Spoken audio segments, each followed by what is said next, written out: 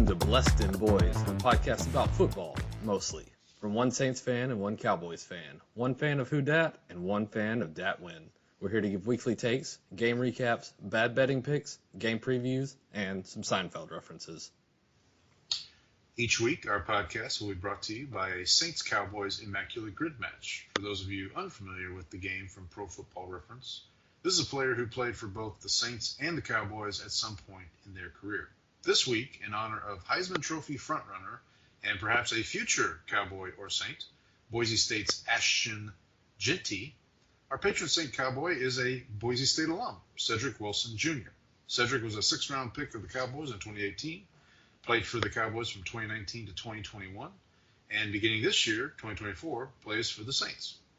I'm Paul, the Saints fan. And I'm Brandon, the Cowboys fan. And we're your hosts. Now it's go time. Yeah, that's it. It's go time. Let's see you lift that. Mr. Vanderbilt, please. It's go time.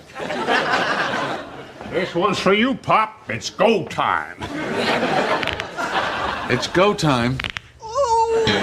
You've been married 3 times. That's it! It's go time! It's go time.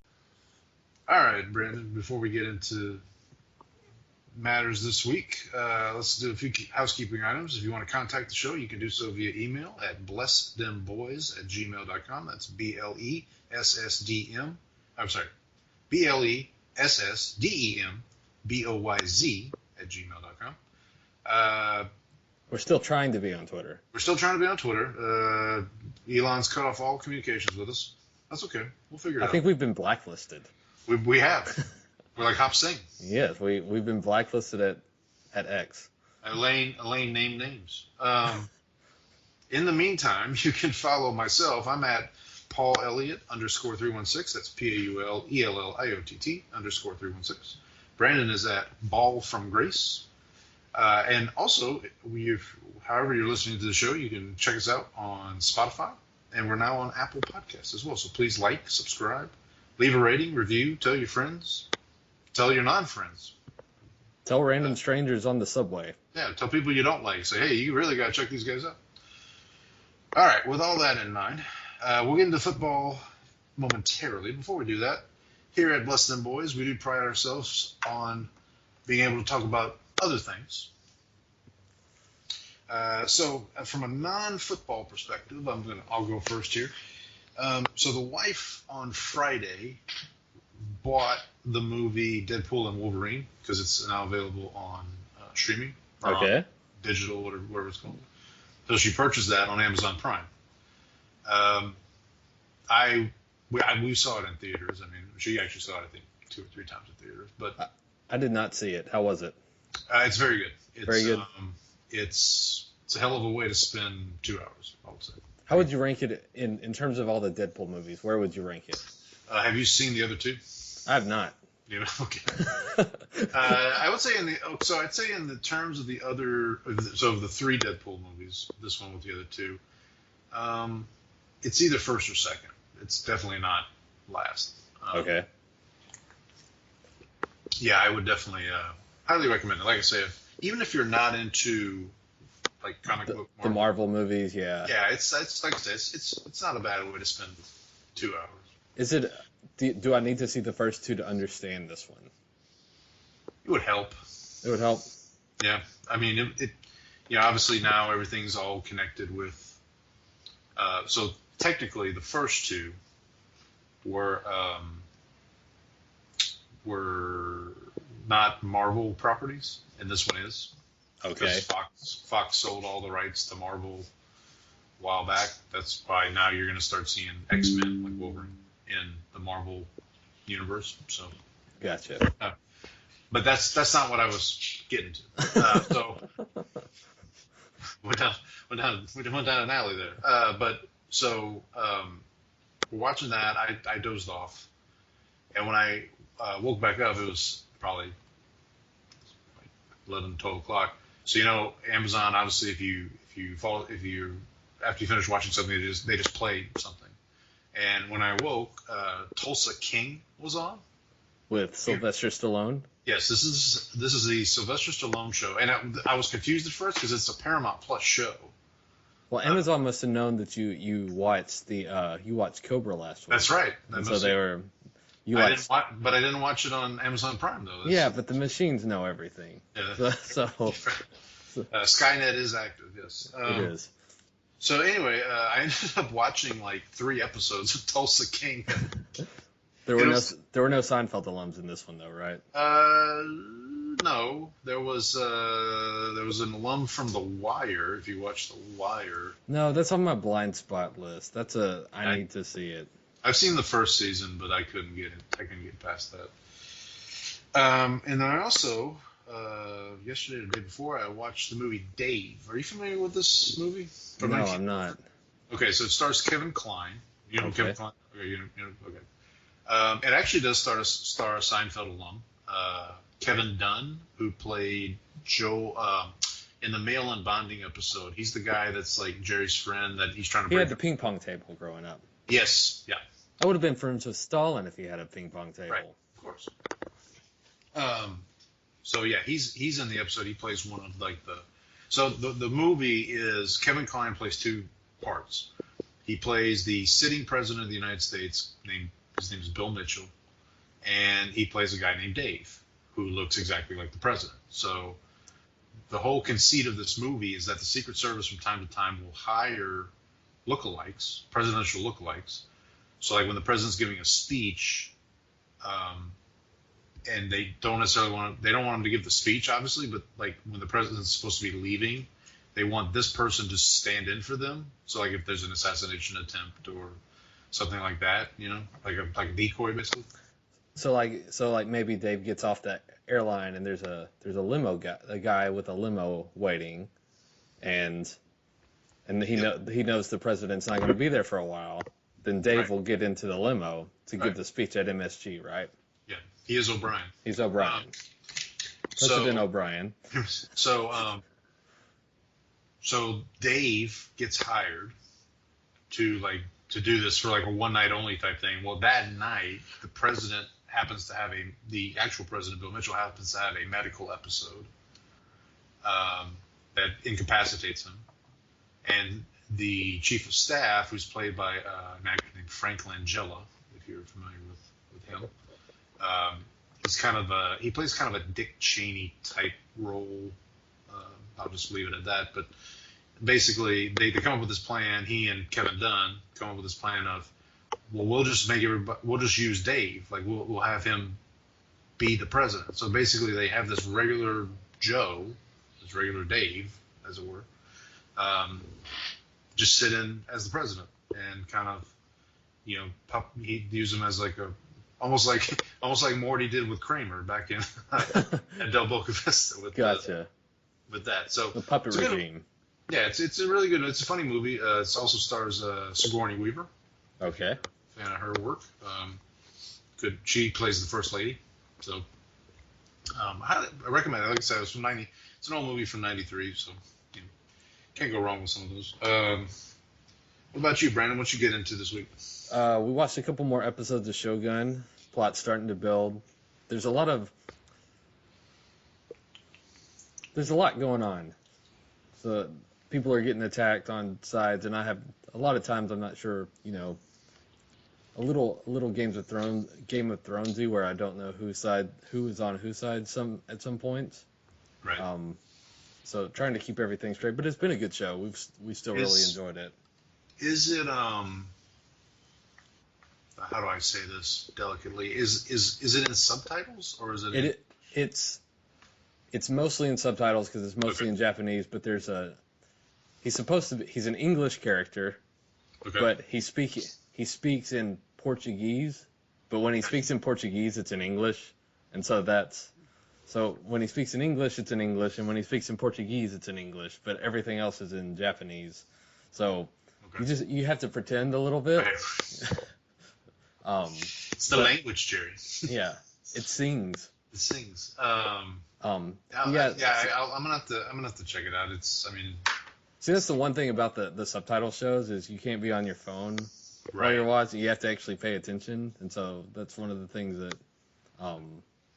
Oh, I recently watched. Have you seen Parasite?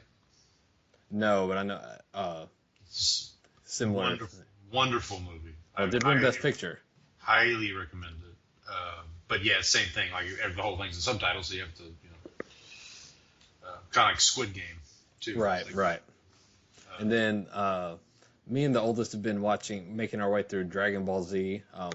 So we've got about 6 episodes left, so we're almost at the end of that, and I think she wants to do Dragon Ball Super after that. So that's basically been it. I watched a lot of college football this weekend, which I think we can get into. Yeah, let's do it. So the main story here is I wanted to talk through, because you and I were texting back and forth on Saturday because we were watching games, but we also had thrown together some underdogs picks. Yeah. So I had a 3-legger. I took Mr. Gosh, is it Lamar Burton? Luther. Luther Burton. Luther Burden. Burden. Yeah. The burden probably, of proof. Burden of proof. Future Cowboy, probably. Yeah. So if you believe some mock drafts. Yeah, so I took I had his over 5.5 receptions based on the fact that he had 6 receptions in 2 of his last 3 games. So very scientific work there. Yep. So I watched Missouri A&M. I was also kind of hoping that Missouri would upset A&M. Well, technically, Missouri was favored, I guess, because they were. No, or were they not? No, they A&M was favored, I believe. Wow, because Missouri was undefeated. They were a top 10 team. Yeah, but I know the game was in College Station. It was in College Station. I think Vegas still had A&M as a slight favorite. So watch that game. Yeah, I had. It was ugly. Yeah, real quick in that game, I had Brady Cook over 250.5 pass and rush yards. Brady did not cook. Yeah, at one point I texted you. I said they need to change the name to Brady Microwave. Yeah, and they got down really big. I think they were down 10-0. They have that 75-yard touchdown play. That gets called back, and I think that basically once that happened, they kind of fell apart. They couldn't sustain offense, and so they ended up airing it out. So Burden ended up with 7 catches, so he hit the over, but the game was not particularly close. And then most of the free world, I watched Alabama Vandy, watched the end of that to make sure that Vandy could hold on. Yeah. Didn't have anything in that, but I did have something in the Georgia. So real quick, I did have in the Vandy game, I had Jalen Milroe, higher than 234.5 passing yards. He did hit it. He went over 300. He was at 310. Yeah, so he was lighting it up. That was an offensive shootout, which is not what you expect from an Alabama game. The second half turned into that back and forth. It reminded me a lot, and I'm not the first to say this. It reminded me of the A&M game when Manziel was when they played in Alabama that first year. Right, when they had that big upset. Right. Yeah, and that's the thing is Alabama would go down and score, and then Vandy would just answer back. They put together a drive which is not what you usually get from Alabama. The play call of the year is that 4th and 1, where Vandy the guy gets behind the defense and scores a touchdown. Right. That's it. That basically. It didn't seal the game, but that kind of at that point you're like, okay, this is. Well, it was good too because they were playing to win. They weren't playing. I think what is it? Kentucky, Georgia. Kentucky played scared. They had a chance to knock off Georgia, and they played not to lose. Not to lose. Whereas Vandy actually played to win. I wanted to bring this up last week or the week before with the expanded college football playoff. Mm-hmm. So now that we're at 12 teams starting this year, and I wanted to bring this up with the Alabama Georgia game. Okay. Because that game got away from Georgia pretty quick, as we know in the first half. I was wondering if teams now knowing that there's 12 spots, if they kind of would take the pedal off the gas in those situations, they didn't feel like they have to win. Am I making sense? Because when there was 4 teams, you basically have to go undefeated. Well, you also have to run up the score at that point because you need your wins to look as impressive as possible. Right. For Alabama, and that's it. So in the Georgia Alabama game, for Alabama in that situation, yeah. But if you're Georgia and you're just you know what, we can take 1 L as long as we. But I guess, the flip side of that is now with the SEC not having divisions, and it's basically top 2 teams are going to be in the championship. Yeah, you still need to win those games. Yeah. Those conference games are still count for a lot. And with Georgia having to play your Longhorns here in a couple of weeks, Yeah, a little nervous for that one. But we should let's not look past OU yet. I know they're like 14-point favorites. I was going to say maybe you should be nervous about the week after that when you go to Vandy. Don't you guys go to Vandy's actually had some good wins this year. I mean, I know they lost to absolutely. So, I mean, I don't know what to make of them. I don't think they're like an elite team, but they're not bad, right? No, I mean the Georgia Southern loss is probably going to come back to haunt them at some point. But. Right, but I think you take that. I think you take losing to Georgia Southern if you can trade that with beating Alabama. Absolutely. Yeah. So, and then the last thing that I watched was at night. I think we had turned on Shogun, and so I was like, I'm just going to kind of like check in because the third leg I had Carson Beck under 32.5 attempts, which I took because the line was like 20.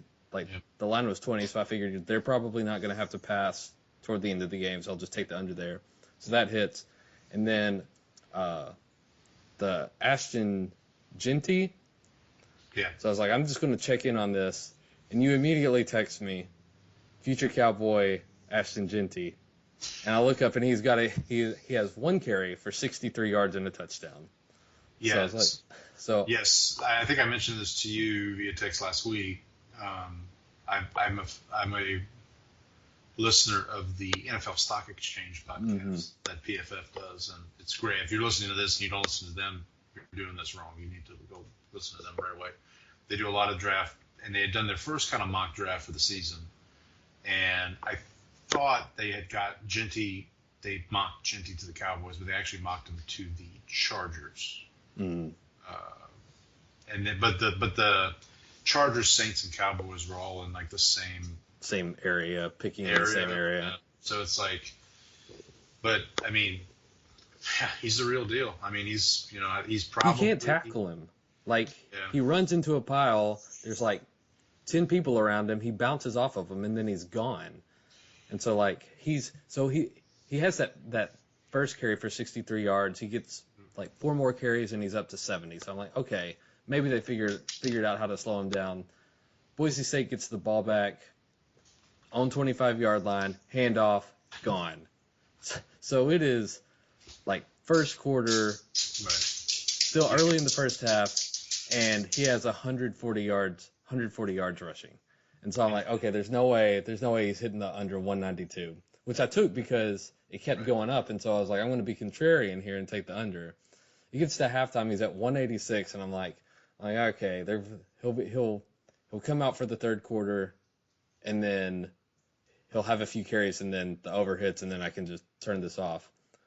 Well, Boise State was up by so much that they pulled him. So it's like, so the fact that he got all those yards, put up so many touchdowns actually helped because then they didn't need him for the second half. So he finishes with 186 yards in one half.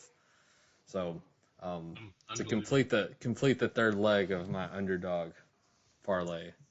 Well, how about you? We talked about Alabama, Vandy. We talked about Missouri, Texas A&M. But so I had the multi-view going all day pretty much. As I mentioned last week, my wife's family is Iowa Hawkeyes fans, so watched them play Ohio State close in the first half.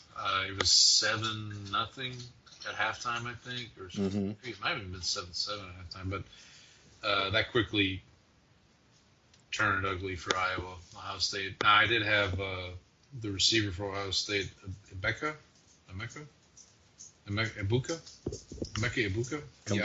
Kombucha. Yeah. Boutros Ghali. Yes. He had higher than 5 receptions. He had 9. I want to say he had the number in the first half. Honestly, It always feels good when you hit that over like within like 30 seconds. So what I'm learning on these is I need to stay away from like the yardage ones. I feel like the discrete numbers like completions or catches or those kind of things work better for some. Anyway, I mentioned Brady Cook earlier. I had Carson Beck, 285.5 passing yards. I took over. He only got 240, so that didn't work for me. Mullings, the running back from Michigan, they had a loss to Washington this week. I had him for an anytime touchdown. Basically, he didn't do anything. I stole one from Twitter. Somebody was like, Jaquindon Jackson, who's a running back for Arkansas. Uh-huh. Lower than 67.5 yards, rushing yards. Uh-huh. That hit at 57. He had 57. Had Cam Ward from Miami. Talk about a crazy game. See, and I like Jesus. Yeah, I wish I'd stayed up for that one, but the West Coast. I mean, Yeah, we can't. no. I can't do it. I'm glad that so we're recording this on Tuesday. Saturday. This is a big weekend of college football this weekend. And This is the big one. The big game, the game day game, is Ohio State Oregon. And that game, I think, is at like 6:30 our time. Classic Big Ten matchup. Of course, yeah. Two Absolutely. storied Big Ten teams. Oregon. I mean, so funny enough, real quick sidebar. At my former job, the VP over our area is an Oregon alum. Uh-huh. And one day, he gifted me an Oregon like Stanley Cup. Let me see. Yeah. I don't know if you can see that. Oh, when you said Stanley Cup, I was like the hockey, like. No, yeah. I was like, That's Stanley from I don't The remember. I Office. don't know that I don't think they play in the NHL, Paul. I think you might be mistaken here. Au contraire. It's but yeah, the statute of limitations. Yeah. So, I think that was all I had one more underdog. KJ Jefferson, the quarterback for Central Florida. Mm-hmm. 206.5 passing yards. I took higher because they were playing Florida, and Florida's been bad. Really bad. Really bad all year. And, of course, the one game that they figure it out. I thought about starting a segment on the show where instead of airing grievances, I give apologies to, like, anybody who I picked. Oh yeah, there you Jinxing go. them, You're 'cause taking the like, over. You're taking the over, and this guy like breaks his leg and I feel like. By the way, I might as well bring it up now. I was going to bring it up later. So we mentioned last week how I always bet against the Cowboys. It's kind of an arrangement you and I have. Mm-hmm. I want to just state for the record. 2 weeks ago, maybe a week ago, there was on Underdog. For those of you that play Underdog, they have those like kind of freebie bets. Uh-huh. Like you and I did the Mahomes over a half a point or over 0.5 yards. Right. There was one the week before that. I think it was CeeDee Lamb over 0.5 receiving yards. Mm-hmm. And out of respect to you, I didn't take it. I appreciate that. And If he had blown a hammy in that. I think it was the week they played the Saints, actually. I have had one of those. So they did a freebie one year. It was during preseason. Anthony Richardson over half a yard. Leading up to the game, everything's like he's going to play, and then they like right before the game he's a scratch. But I mean, underdog in that situation actually honored the bets. So like they said they counted it as good. So they're like most of the time that they're pretty good about stuff like that. So we were both 5-9 for the week, which brings you to 36-42 for the year against the spread. You were 7-7 straight up with your preseason picks, which brings you to 45-33. I am now 33-45 for the year. I was not even Steven this time. It was Yamahama. It's Fright Night. I did lose my upset pick for the first time this year. I took the Colts playing against the Jaguars. Joe Flacco could not quite do enough. Tank Bigsby had a field day against what has been a bad Colts run defense. So they lose by 3. I did hit the lock though. The Packers, despite Jordan Love's best Will Levis / Brett Favre impersonation, the Packers did manage to hold on to beat the Rams. Paul, you want to talk about your upset pick? I know you're. Yeah. So I was riding high after Thursday because I had my lock. It was a lock, Jerry. It was a lock. Falcons over Bucks. Was feeling pretty good about that one. And I was feeling really good about my upset pick. Well, I guess we'll talk about it later. I had Bengals over Ravens. Let's just say that wasn't in the cards. I guess Finkel was holding the ball for or Finkel or Einhorn if you're an Ace Ventura. Did you remember that Ace Ventura? I do. Yeah. Yeah. I screwed that up, but we get the gist. You get it. But yeah, so we'll talk more about that game in a little bit. But yeah, so I was doing pretty good. I wanted to give a quick update if I could. Mm-hmm. You mentioned I was 7-7 for my straight up picks for the year, 45-33. That's still pretty good. Yeah. So I feel pretty good about that. But what I wanted to say was I'm at, let's see, 1, 2, 3, 4, 5, 6, 7, 8, 9, 10. I'm at 11 teams that through the games they've played so far, I have accurately predicted their record. Nice. And I have 1, 2, 3, 4, 5, 6 teams that I'm off by more than one game. Either way. Who are you most off on? So the funny one, Wait, is it the Commanders? Maybe the Browns. Hang on. So the Broncos are one. Okay. I had them 1-4. They're 3-2. Mm-hmm. The two ones that stuck out to me, the Browns are one of them. I had them 4-1. Mm-hmm. They're 1-4. But the Vikings I had 2-3. They're 5-0. Mm-hmm. The Jets I had 5-0. They're 2-3. You got the Brett Favre franchises mixed up. Yeah. That's Percy Harvin. Yeah. No, that's it. And then the Giants, I had 0-5, and they're 2-3. I think I told you this on my first. So I think I explained this a couple weeks ago, but real quick. So I just went through. I picked every game, and then when I went back to look how the records came out, I had the Giants going 0-17, and I was like, that's probably not going to happen. Let me. They're not the Lions. That right. Well, and we'll talk about them here in a minute. They're not the worst team in the NFL by far. No, they're definitely not. But I believe we had that, Paul. I think we were both on the Giants are not that bad. Well, I had the points. I didn't think they'd win outright, but I definitely had the points. Well, I mean more just in terms of the Giants as a team. We kind of talked last week about how the Giants are not the disaster dumpster fire that everybody wants to make them out to be. So just to wrap this up real quick, so I'm 2-1 on my locks for the year, 1-2 on my upset, on my college picks. Just to double back real quick, against the spread, I was 7-3 for the week, 35-25 for the year. Hey, you're turning a profit over there. I'm doing pretty good on that. Very well. All right, we want to jump into the NFL. I would say the guys who get paid, but the college guys get paid now too. That's so true. that doesn't really. All right, so let's start with the teams that were on a bye. So we meant to go over this last week, but we'll do it now.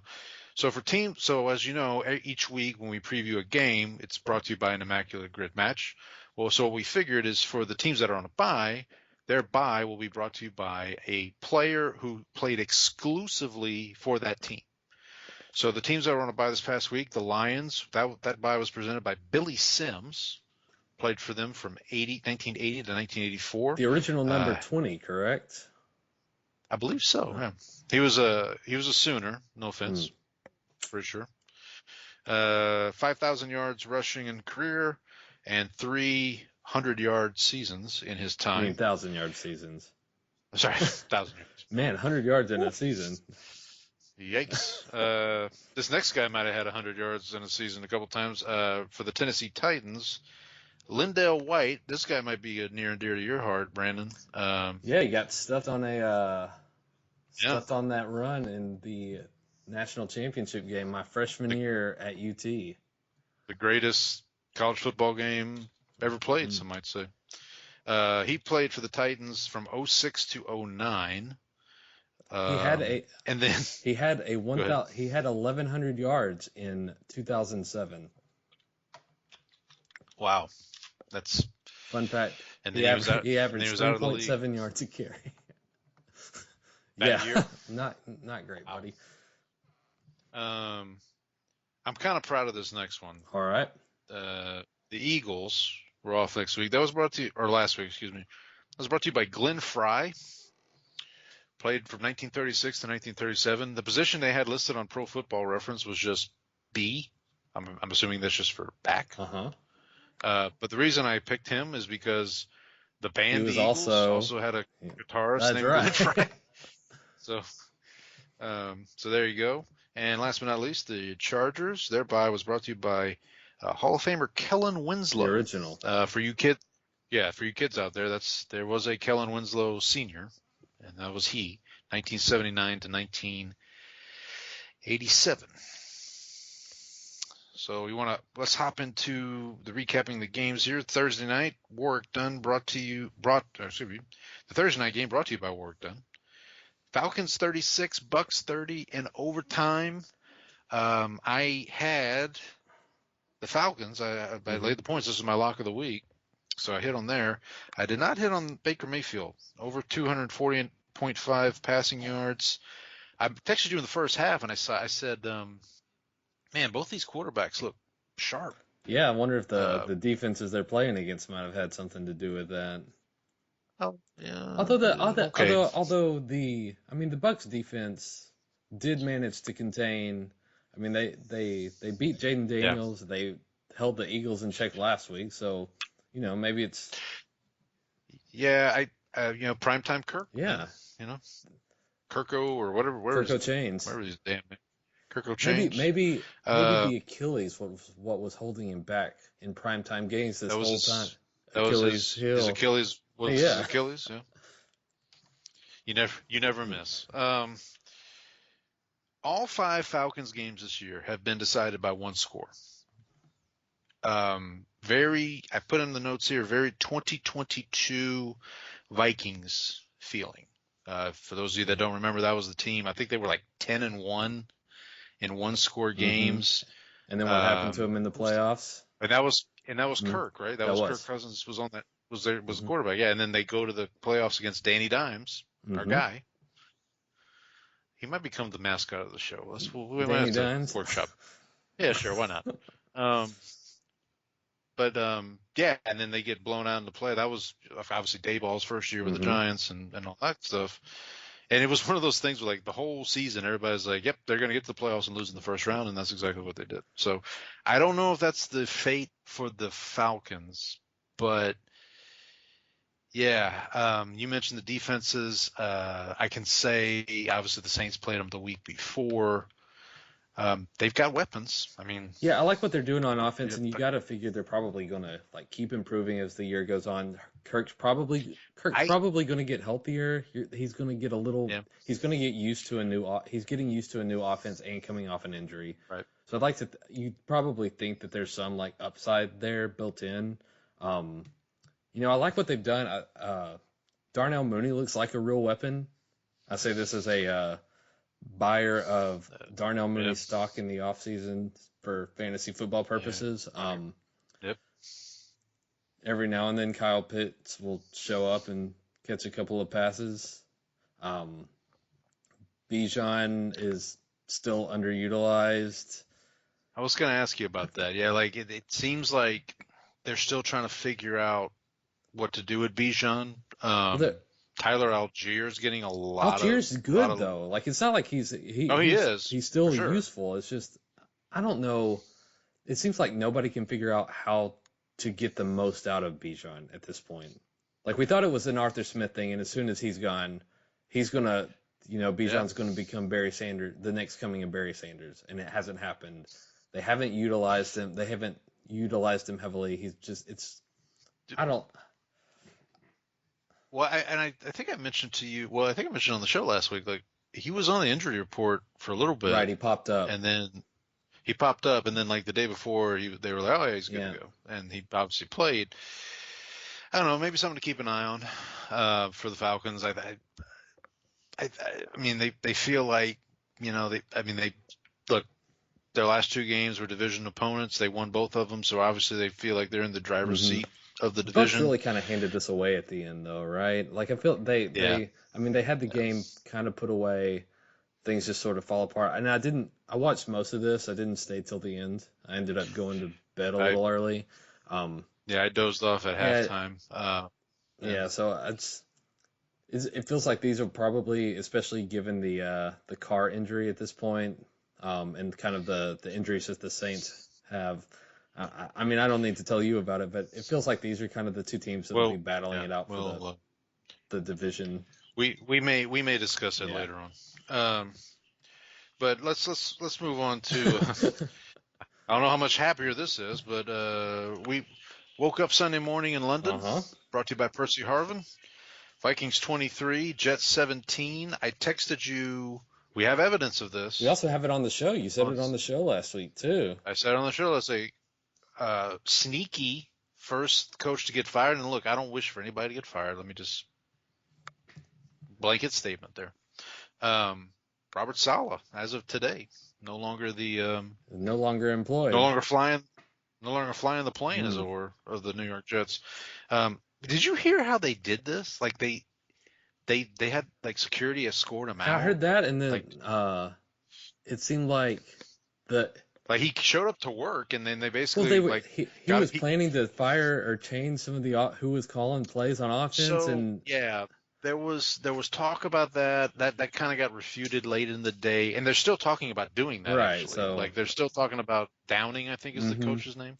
They're still talking about him taking over play calling duties. New head coach, the defensive coordinator is now the interim head coach. This is going to be an interesting one to look at. By the way, we both had plus 2.5 on the Jets. We both missed there. I did hit Sam Darnold, less than 19 completions. He still has not completed more than 19 passes in a game. Doesn't have to. Hey, I mean, if it's working, go with what got you there, right? Yeah, go with what's working. No, I'm not mad at him about it. I'm just saying something to keep an eye on. But what I was going to say about the Jets, so two things. Obviously, the Davante Adams situation, they still looks like Davante wants to play there. And then, like, I'm just really curious to see. So, best case scenario for the Jets is they make a playoff run. I don't see them as a Super Bowl contender. I mean, they haven't looked like it. Their offensive line is bad. Rodgers is taking hits. Rodgers is whining at everybody. Like he went into the darkness retreat, and his big epiphany was, I want to play for the Jets. It's not that I need to change anything. It's not that. It's not that maybe I'm the problem. It's I want to go play for the Jets. I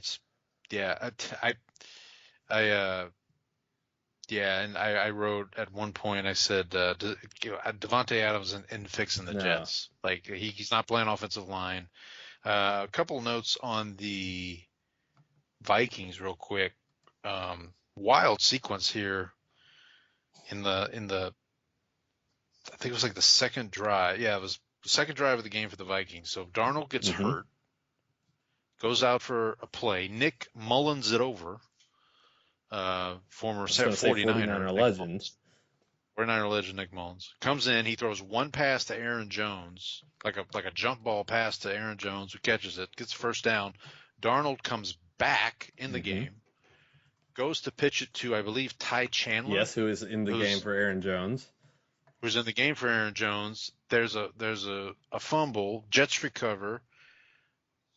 Ensuing drive. Rodgers throws a pick six to the most Vikings named player I've ever heard, Andrew Von Ginkel. Dinkle. Yeah, that's the former. I want to say former Patriot. Van Ginkel. I know he's bounced around a little. He's bounced around a little bit, but like, and this was like his second pick six of the season. He had one against I forget who. They showed it on the telecast, but yeah, I mean. Look, the Vikings, they're for real. I mean, we've talked about it. I sent you something I saw on Twitter that the Vikings, I want to say in 2016, this is back in the Sam Bradford era. They started 5-0. Yeah, and then what happened? Had a bye week in week 6, much like this team this year, and then ended up not even making the playoffs. I think they ended up like. Now this is for Saints fans listening. This is the year before the Minneapolis Miracle. The following year would be the Minneapolis Miracle. Because because Bradford was still there. You said, right? Bradford was there in 2016. In 2017, Minneapolis Miracle year, that was I think it started out with Cousins, but then it was Keenum. Case Keenum was the quarterback for the Minneapolis Miracle. So Nick Mullins, this is just a complete side note. So I was thinking when we talked about Nick Mullins, 49er legend. So I looked back in the 2020 season, which was McCarthy's first year, the year that Dak had the ankle injury and Andy Dalton came on. The Cowboys played the 49ers in December 20th. Okay. The Cowboys won that game 41-33. And it was a shootout because but it was Andy Dalton against Nick Mullins. And eventually CJ Beathard came in and played for. That'll put. So. Screams. That screams. Must miss. It was. So, yeah, did you pull up the blinds to watch that? Yeah, I did. That one? It was okay.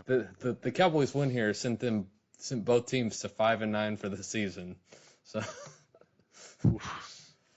Was that the year? 2020 was the year the Commanders won the division, or whatever their name was at that time. I think so. Because right? That was the year I think at that point, I'd almost talked myself because the Cowboys were still alive for the division at that point because they put together a couple of wins and the division was terrible.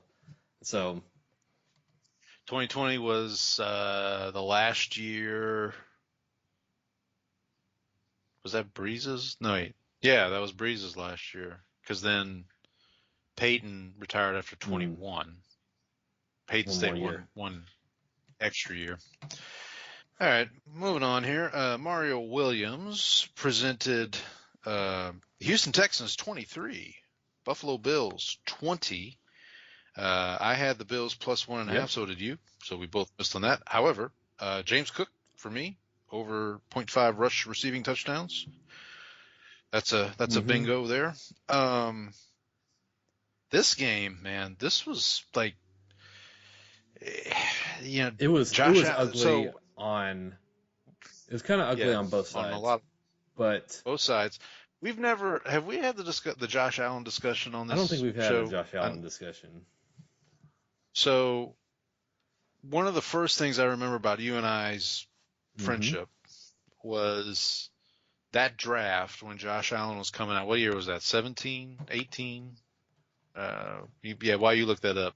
But whatever year it was, I just remember you being very adamant and saying, this guy, there's no way this guy's. Did you see his college highlights?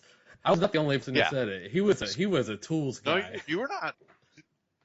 To be fair, you were not. And you coming out of Wyoming, and he went to. Did he sit a year at Buffalo? Let's see. He was drafted 2018. He started 11 games that year, so he may have started. He may have been on the bench for a little bit. Was it the Drake May model? Maybe we'll get to that in a minute. But I say all that because it was either the next year or the year after when he's on that like run. He was on a tear. I texted you and said, "So does he still suck?" That's what this is, this is the thing is like we talked about this last week is the organizations fail players. If he goes to an organization that just throws him out there and doesn't figure out how to rein in like his bad tendencies, and he still has some of those. Yeah. Like there's still moments where those will flash, like this game. Sometimes it's more than just a flash. If he goes to another organization, I mean, he's out of the league in like 2 years, right? Like, because what was he drafted the same year as Darnold? Oh, I don't know about that. That's a good question. I thought Darnold has been around a little longer. Because you brought up that organization. I mean, both of them. So so there you go. Darnold goes to the Jets, who catastrophe. Right, and now he's with O'Connell, who actually can coach, and so you're just furthering your point there. Allen did get a bad man. I don't know how they let him back in that game. I think after that. I mean, that was rough. But okay, that's rough. So I wanted to talk about that just from a Josh Allen perspective. Like the Texans got pressure, but it seemed like he got, even when there wasn't pressure, he got a little skittish. He missed throws that he usually makes. He had some seeing ghosts. Yeah, and so I mean he finished 9 of 30, which is a Anthony Richardson type stat line. So this was one of the games on my quad view. Saints didn't play on Sunday; they played on Monday. So this was definitely one I wanted to watch. These first, I guess, these next 4 games we're going to talk about are 4 of the ones I wanted to watch for the most part. But and yeah, I kind of kept checking in on it. It's like, okay, Texans look like I guess Allen's just having a bad game. And then when the stat line came out after the game, it's like, whoa, that was a date from last month. Yeah, that was yes, exactly. And the Texans offense, it felt like they they had the long touchdown to Nico Collins, which was a great pass, and then Nico pulled the hamstring, and then after that it seemed like their offense sort of short circuited there, like they weren't able to do what they wanted to, because I don't think Tank Dell and Stephon Diggs, Dalton Schultz are your main weapons. They're missing that alpha receiver when Nico's out.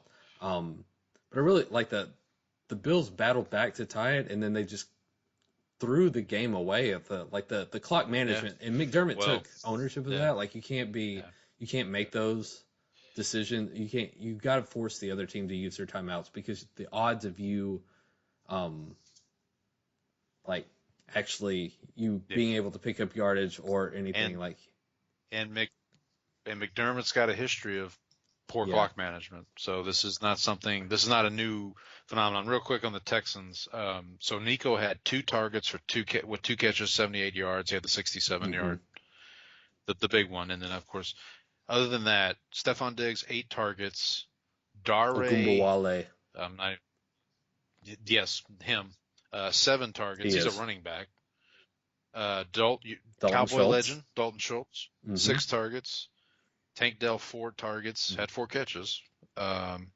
Xavier Hutchinson had 3 targets. Cam Green Acres, 3 targets. What I was gonna say about the Texans is they really need Joe Mixon back. Like they need a running game. Like they really need somebody who can. I think that's going to help Stroud out a lot, because Stroud, I feel like it almost feels like they're kind of the same teams, Buffalo and Houston. It's like they ask their quarterbacks to kind of be supermen at certain points, and it's you can't win that way. Mixon brings to the table, like he's always gonna he's gonna get what's there. He may not have may not have home run ability, but he's gonna pick you up what's there, and he's not gonna lose yardage for you a lot of times. Yeah. So Texans are quietly 4-1. I think it's been ugly though. Like they've kind of escaped against the Bills. They escaped against the Jaguars last week. They had a close game against Anthony Richardson and the Colts week 1. Maybe they're the 2022 Vikings. He said in high pitched voice. I think the quarterback's a little better in that situation.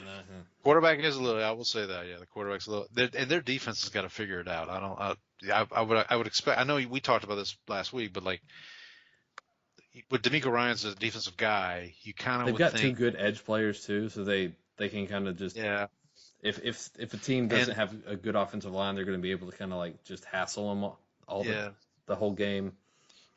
And I mentioned a couple weeks ago, Danico Autry, who they signed in the offseason, he is still on suspension, I believe. That's right. So he's coming back at some point. But Daniil Hunter, who the Vikings let go so they could pay Van Ginkel and Jonathan Grenard, and they're both playing bangers. And I don't think Daniil Hunter's really done much. And I'd have to look at the stats. But anyway, Let's move. You want to take the Yeah, next we one? can start this. This was your upset pick. I didn't get to see much of this, but what I did, I was able to catch so the Bengals get that turnover in overtime, and then Yep. instead of actually trying to, yeah. we talked about this with the college game, go for the win and try to make things easier. Yeah. It's just run. So let me get this straight. You've got Joe Burrow, who's probably playing the best of any quarterback in the NFL, and you're taking the ball out of his hands. You got you've got Jamar Chase and T. Higgins who have slaughtered the Ravens secondary all day, like unstoppable. Yeah. And so let's hand it off and then try to kick a 50-yard field goal. Yeah. Yeah, with my fantasy kicker McPherson. Nude backgammon with Evan McPherson. Evan McPherson, right? It doesn't work. It's not the same as L. McPherson. No, it is. It's not. This game. By the way, this game was brought to you by Scott Mitchell. So you had the Ravens minus 2.5, so you hit on that. I had the Bengals plus 2.5 because it was my upset pick. But Joe Burrow over 0.5 interceptions. Check. So here's the thing. Right before halftime, this was the perfect scenario. Bengals are down. It was 14 to 9 because the Bengals get a safety. So it's 14-9. Burrow throws that first beautiful touchdown to Chase. So it's 15-14. They decide to go for 2. The Bengals decide to go for 2. On the 2-point conversion, Burrow throws an interception to Kyle Hamilton, who he tries to return. He almost runs all the way back, but he got tackled. Well, then so I'm thinking in my head, I'm like, oh, this is perfect. But he's thrown his interception. It's early in the game. There's time to recover. But the interception gets called back for defensive something or other. They run the 2-point play. They make the 2 points, so it's 17-14. Well, then with like 3 minutes left in the game, he tries to force a ball into, I think it was Higgins. And Ravens stepped up and got it. And then Lamar did what Lamar does. And I mean, look, I texted you at one point, man, he's something else. Lamar Jackson. Like he's one of one. Like if you can say that about anybody, he is. There's that another one of one on their team, and that was the guy who ended the game for him, and that is Derrick Henry, who rumbling, stumbling. I sent you kind of a mean-spirited text. I said, "Does that look familiar?" It does. You didn't reply. So I may have missed it, or I just what's the word? I just repressed it. I was really I was like almost Saints level mad at the Bengals in that game. It's just like, I'm like, how are you like? Well, listen. But all that being said, and I texted you this, and I think we're on the same page here. I think the Bengals are still making. I think you're right. Like they're 1-4, but they're an impressive 1-4, and they're right. We know they start slow, but they do this every year. The offense is awesome. The defense may be enough to sink them. Like it may be so bad that their offense can't overcome it, but their offense is really good. And if you look at what else, like the other teams that they're going to be fighting for, like playoff position, that's so. Like if we look, so the AFC is kind of wide open. The Bengals' losses, I mean. The week 1 against the Patriots, that's ugly. One of their losses is Commanders, so that's a NFC game, really which hurt them that much. That doesn't hurt as much. You lost to the 2 best teams in the AFC, the Chiefs and the Ravens. And both games were competitive. So the next time they play the Ravens they've got 1, 2, 3, 4. They got by my count 5 games. No. 4 games, and then they play the Ravens again in Baltimore. Those 4 games are Giants at home, Sunday night, at Giants. The Sunday night game that now actually looks pretty decent. At Cleveland, winnable. Home game against Philadelphia, winnable. Home game against the Raiders, winnable. So they could very easily be 5-4. And then, I mean, let's talk. So the AFC East, the Bills are probably going to win that, right? I would say yeah at this point. You got the AFC North where the Bengals are. Throw Cleveland out. Pittsburgh's going to be probably formidable and probably not, but formidable. I would. But again, Cincinnati hasn't played. Right, so you still got two. So that's in front of them, right? And then like the Texans are probably going to run away with that division by default. Yeah, I would think so. You've got the Chiefs in the AFC West, so those are your division winners or the division leaders right now. And then the other teams like the Dolphins, the Jets, the Patriots, so in the West, I would say the Broncos and Chargers might be, but again, here's the thing: Bengals play both. So you've got a chance to. So you have, So I mean, so it feels like any of the teams that could be hurdles for the Bengals, they're going to play them. They have a chance to get a leg up on them. So that's why I think they're going to be. And then the other piece of this is, I mean, now look, they do have some games. They do play the Cowboys. Yep. So that's not coming up here. Game for them, so. The Terrence Newman. That's right. Or the Mike Zimmer revenge game. That's true. That is very true. Yeah. But we'll get to that down the road. So yeah, I think overall, look, I think Baltimore's the best team in the AFC. Yeah. Maybe the NFL. Let's see if they can get it done in the playoffs. So that's yeah. I mean, that's always the case here. Speaking of getting it done in the playoffs, Nick Foles, Super Bowl MVP, presents the Jags' first win of the season. Hey, we have no more winless teams. Jags 37, Colts 34. You and I both had the Colts plus 2.5, so we both missed there. I had Brian Thomas Jr. caught a pass from Lawrence. I had Travis Etienne touchdown, and he did not score that. Tank Bigsby did. The thing that makes me mad about this is I looked at Tank Bigsby, and he's gotten goal line work this year, and I said, maybe I should just go with Bigsby. And then he has two huge runs for touchdowns. So that's what makes me mad about this. I didn't really watch this. Well, yeah, I had it. So I found a way to actually put all 6 early games on. So like I had the 4 on the TV, and then on my tablet, the 2 games that were not of those 4, I had on multi-view here. You banished the bad ones to the tablet, I hope. Basically, and that was one of them, was Colts, Jags, and then at one point you texted me and said Flacco bomb, and I was like, he's back, baby. He's back. If there's one thing that Joe Flacco knows how to do, it's to throw the ball deep.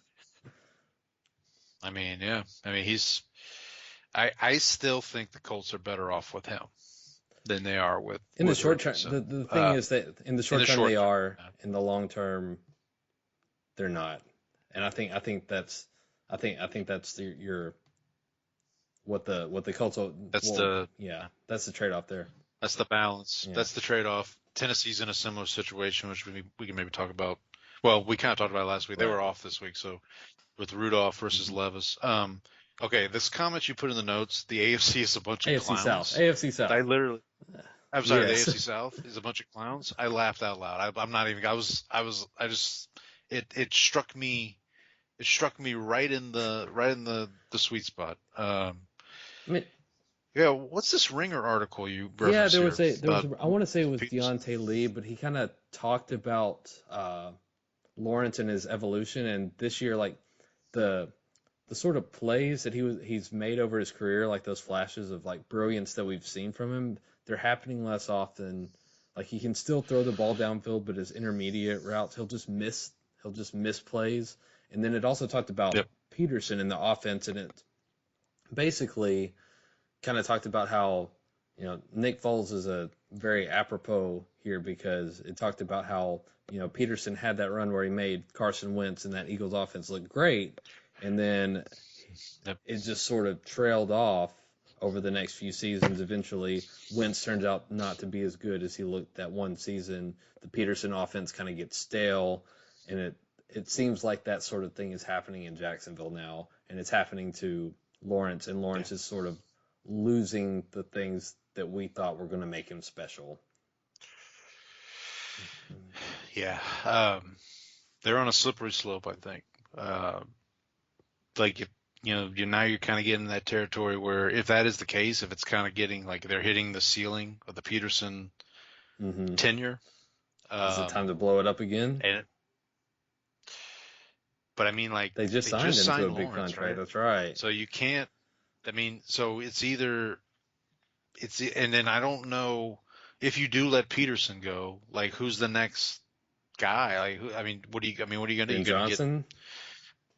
Yeah, I mean, maybe, but I mean, look, it'll be an attractive job, I would think, because like I think we both agree, Lawrence has talent. He's, it's just he's just sort of regressed this year. It seems like. Yeah. Well, apparently him and one of the receivers got into it on the sidelines. I heard during the game, maybe Gabe Davis or one of them. But all's well. Look, you win. Winning cures everything. So, moving on. You want to take this one? Do we really need to talk about this? Irving Fryer deserves so much better. Dolphins 15, Patriots 10. This is not football. I texted you at one point and I said, "Oh, the Dolphins and Patriots are playing today," and you said, "I wouldn't." Say that is a I wouldn't raise the blinds game right there. Here's the thing. This was banished to the tablet, and I kept looking, and I'm like, okay, looks like the Patriots are going to win this game. And then all of a sudden I looked over, and I saw the Dolphins celebrating. I'm like, oh. They're not going to win this game. Hey, good for them. You know what? Good. Here's the crazy thing about the Dolphins. They are, what are they now, 2 and 3? Yeah. They're only a game out of the division. Are they? I mean, listen. If let's assume the Jets lose. Let's say the Buffalo beats let's make it even more fun. Let's say the Jets beat Buffalo. Get that dead cat bounce, right? Yeah, and then the Dolphins. Are the Dolphins off this week, or are they playing somebody? I think. Ooh, that's a good question. No, the Dolphins are off this week. It looks like. Yes, they are. They are. Yeah, they are off this week. So if the Jets win on Monday night, which is completely possible, then the Dolphins are only like a half game back. I mean, crazier things have happened. And if Tua comes back, I guess, or Snoop Huntley, all pro or Pro Bowler Snoop Huntley, like who are we to critique such quarterback excellence? And speaking of excellence at quarterback, looks like it's Drake May time in New England. I sent you a text that looks like they're going to throw him out against the Texans this week. So, let's hope the Patriots love the Drake. Yeah, let's hope for their sake. Let's hope they love the Drake. Do we want to talk about Jabril Peppers? Because he will be not joining the team for any activities for a while. It seems like. He's going away for a long time. Maybe he's heading off to South America with he might all his money. He might. All right, moving on. Moving on. Richard Earl Shiner Jr., or as we know him, Dick Shiner, presented the Commanders 34, the Browns 13. We both missed on the Patriots on the last one, and we both missed on the Browns on this one too. Okay. I don't want to anger you. At what point do we have to have the Jaden Daniels MVP conversation? MVP conversation. Let's slow our roll a little bit here. I'm not saying we have to have it Who now. is it? Someone told me there's been one rookie who won Rookie of the Year and MVP. Yeah, I used to know. I used to know running back, I think. Oh, was it Dickerson? No, it wasn't no, him. Not MVP and rookie. of the year. Jim Brown. Yep, that sounds right.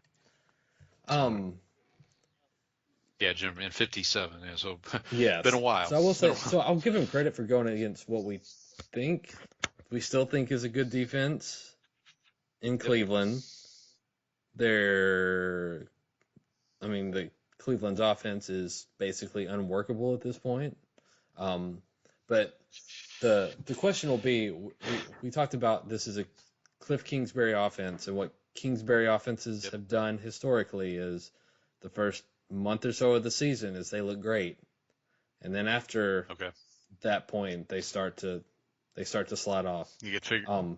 Some people. Yeah, there's that, and there's also the question. I was looking at another Rayne article talking about Daniels in the offense, and he's done a lot of good stuff, but the thing is that their kind of underlying metrics on EPA and play success on third down is kind of unsustainably high right now. They haven't been they've kind of been able to stay out of bad situations from a passing perspective, and so their underlying metrics for first and second down aren't good. And if that regresses, which can happen over the course of a season, like teams can be hot for a while on third down. Yeah. But it's hard to sustain that for a season. If that starts to sort of work backwards, then does it look worse? They'll have some more tests. I think they got the Ravens this week, so. Yep. Well, we'll talk about that one here in a little bit. I mean, yeah. Look, this could end up being an RG3 type scenario, which I heard a wild story today. I forget the guy's name. Someone had a story that apparently after RG3's rookie season, Shanahan, was it Mike Shanahan was the coach? No, it was Mike. It was Mike, right? Shanahan apparently went to Dan Snyder and said, "We need to trade RG3 right now before people figure it out." Knew. Well, and they had Cousins. Remember, they drafted Cousins the same. It was like the fourth round. Same year. It was like the number 2 overall pick, and then they took. And he thought, he's like, look, Cousins is going to be better long term. So like, if we traded him now before people, and Snyder was like, nope, not doing it. I miss that guy. He did a great job of running the organization into the ground for me. I'll take things I never thought I'd hear. I love Dan Snyder. He did a great job of running that organization. Yeah. Look, the Browns. Like somebody said on Twitter today, they've got like a $70 million cap hit at quarterback coming or whatever it is. Have you seen the dead cap is like it's like 3 digits, I think. And they also very likely will take a quarterback in the first round if they have their first round pick next year, which I mean is absurd. It's man, not great, Bob. Not great, Bob. Yeah, I think, but with the Daniels, just to kind of close the loop on the Daniels thing, I think there's a possibility that he's this great and things continue to work, but it's just going to be like let the season play out and let's see. He's made like some like throws that are like incredible, deep passes on the money. Yeah. But it's just and it helps. I mean, he has McLaurin's a good receiver. He has Brian Robinson, Eckler and Austin Eckler and Brian Robinson. That duo at running back is gonna be huge for them going on the stretch. I did want to say real quick. I saw that they gave a game ball to London Fletcher. I don't know if you heard the story. No, London Fletcher, who of course is he's a legend. I mean, he was legend for the Washington football team. His wife unfortunately passed away from cancer recently. I didn't know that. And so he was at the game and they gave him a game ball. So I just wanted to give a shout out to London Fletcher. I always thought he was a good player back in the day. So always seemed like a classy guy. Yeah, I always heard good things about him. So, all right, last early game here. Ted Ginn Jr., Saints legend, presented the other rookie quarterback of note. Or one of the other rookie quarterbacks of note. Bears 36, Panthers 10. I had the Panthers, so bad for me. You had the Bears, good for you. Caleb Williams, best game by far. It was against the Panthers. We should caveat that. Yeah, I mean, if you look at, I wonder if you go through all the Panthers games and look at the opposing quarterback and see how many of them that's their best game. Like, it has to be The vast majority of them. Has to be. Well, I mean, Burrow. Well, Burrow had a. Burrow's probably not. I would say Burrow had his best game this past week Right. against Baltimore, but anyway, that you get the idea. But yeah, look, the Bears. That NFC North, I think I sent you this. Every team in that division is above 500, and every team in that division has a point differential of plus 20 or better. I think they're So Williams is improving kind of week to week, and I think they're putting a lot on his plate, and he's able to handle it, and he's just they're willing to go through the growing pains, which I think that's a smart move in the long term. So I think they're just going to continue to get better. On the flip side of this, the Andy Dalton revenge games are 0 for 2 so far. He's got a few more coming up this year. He's got plenty, right? He's got. I mean, I know he's got at least one. He's got one against the Saints for sure coming up. So yeah. Oh, he's got one against the Cowboys this year too, right? Because we play in the. I believe we play the NFC South. He should. So.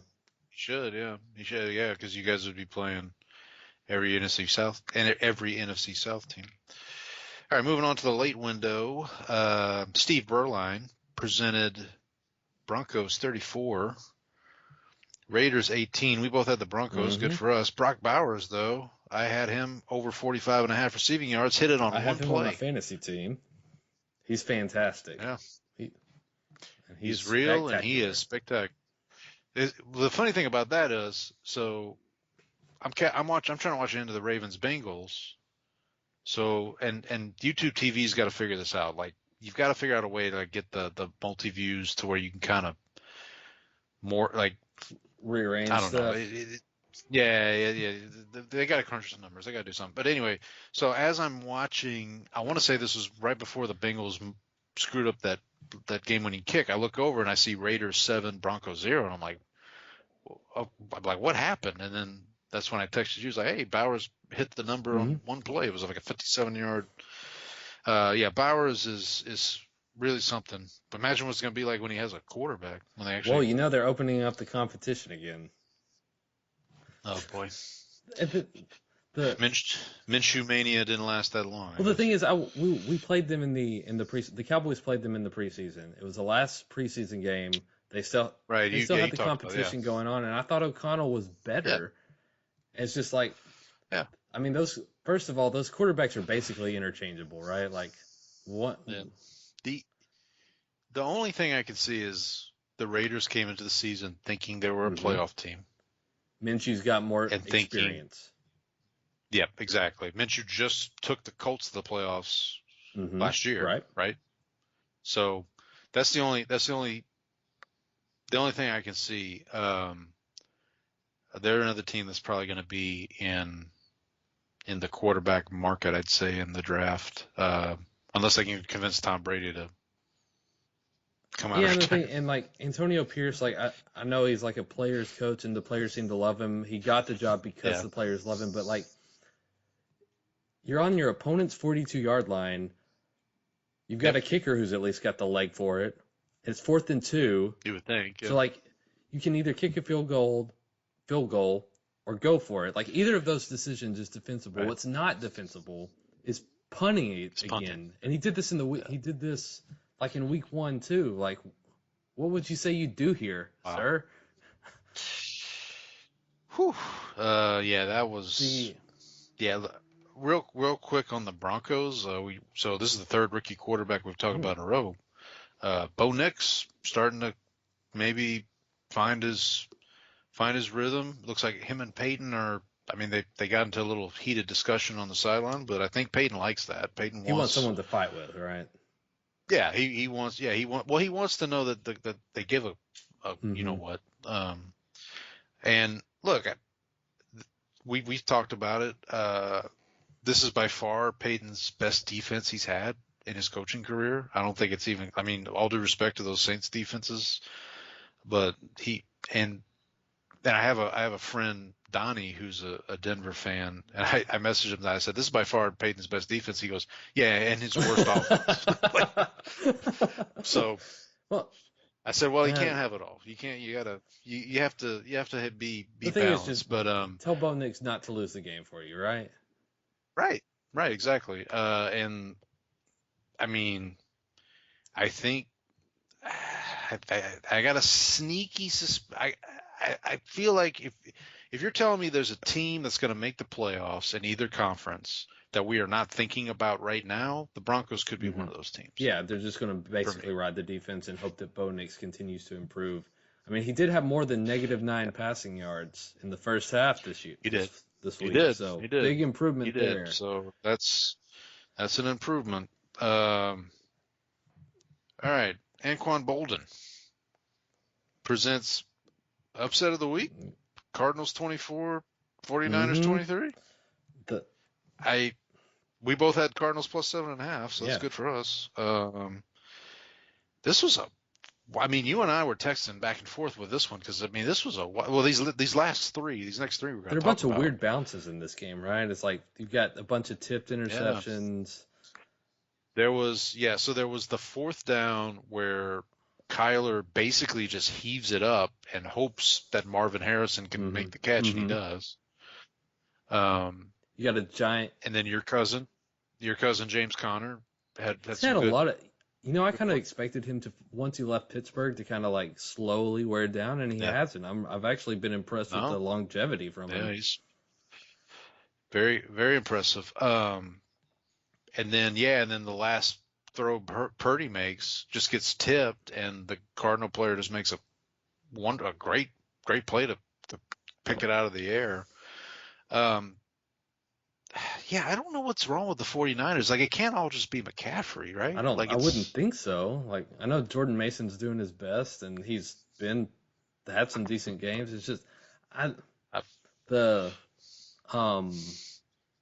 something's missing. Something's missing, all right. They do not, like, this is part of the reason I think the NFC is so wide open is because the 49ers are just not they're of all the years where you'd think the 49ers would like show themselves as like, we are the alpha dog of the NFC. I mean, they have 2 division losses now that were both come from behind. Like they've blew the game for to the Rams, and now they've blew this game to the Cardinals. Like, it's just they haven't. Their offense they haven't put people away. Is the thing I think one of the things the 49ers defense has in common with the Cowboys defense from last year was that when the offense was hitting on all cylinders, they would get up 2 possessions, and then the defense is pinning its ears back. And so one of the things that the 49ers were like that too. It's like, once they drive down the field, McCaffrey scores, you got Kittle, Ayuk, Debo, like they put you in a hole, and then their guys on the front can just tee off. And I don't think they've had, because their offense it's kind of been wonky. They haven't put teams in deep holes this year the way they did last year. They're not able to kind of pin their ears back, and I wonder if that's kind of having an influence on their defense. I mean, I think that there's still time for them to get it together. Like, I wouldn't close the book on them. No. Yet. No, let me be clear. I still think the 49ers win this division, but I mean, it's just head scratching the way, I mean, I had them being the 1 seed in the NFC. I think I had them finishing 13-4 this year, maybe even 14-3. But I mean, we'll see. I mean, we'll see what happens. Well, once the Vikings come back and have that tail off, just like history says they will. Yeah, of course. Real quick on the Cardinals. I mean, I may just start referring to them as the pesky Cardinals, because I mean, that's kind of what they do. Like they did with Detroit a couple weeks ago, where they kind of hung around. They didn't win the Detroit game, but like they're just in games, and their defense is not great. It's really their offense that's kind of just like, it's kind of annoying, right? It's like you can't. They just kind of hang around. They're Kyler's scrambling for plays. Yeah, he's almost like a discount Mahomes in that, like, he's like, like the wet bar of soap type thing, where it's just like you can't get him on the ground, get him down, and can't get him on the ground, and he's just gonna take off and run wild on you. Run wild on you. So definitely a team to keep an eye on. All right.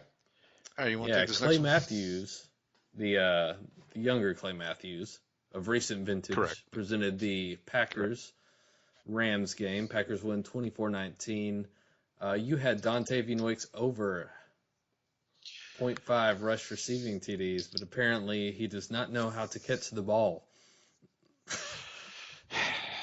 Great meme I saw. You seen Moneyball? You sent it to me. Oh didn't yeah, you? it's the his weakness is Billy, this is Dontavian Wicks. He's a great receiver. His only weakness is he can't catch. Well, or something like that. the fantasy football podcast I listened to was talking about it is like he knows how to run routes, but he can't. There was the hold, and that's really the most important part of the catch is the hold. Is the you know how to run the routes. You just yeah. Anybody can run a route. That might be your best application of a Seinfeld reference yet. There was somebody, I can't remember who it was. It was some fantasy football guy, basically on Twitter Sunday night. He's like, I feel bad for telling people to play Dontavian Wicks because like his target numbers and his like targets per route run are great, but he just can't catch the ball. Right. Jordan, you know who Jordan did Love. Go ahead. Is this what you're? I was gonna say, you know who did catch the ball was a Rams player from Jordan Love. Yeah, you talk about Will Levis was playing and the Titans weren't even playing. Like it was. You think Will Levis bad, is watching that game and says, "Hey, can we put that in the playbook?" Hey, Coach Callahan. What do you think about this one? Yeah, sit down, Will. Just sit down. Yeah, look, I think the Pack, but I did send you after that play. I want to say he was like 7 of 7 for like 140 yards. So look, we know. I think we know what love is. I want to know what love is. I want you to show. Yeah. That's what Matt LaFleur is telling him on the sidelines. Yeah, I think the Packers, like again, one of those teams in the NFC North ain't making the playoffs, I don't think. And it's just, I feel like the Packers are good as long as Love stays healthy. As long as he doesn't lose his mind too often, because he can do that. Right.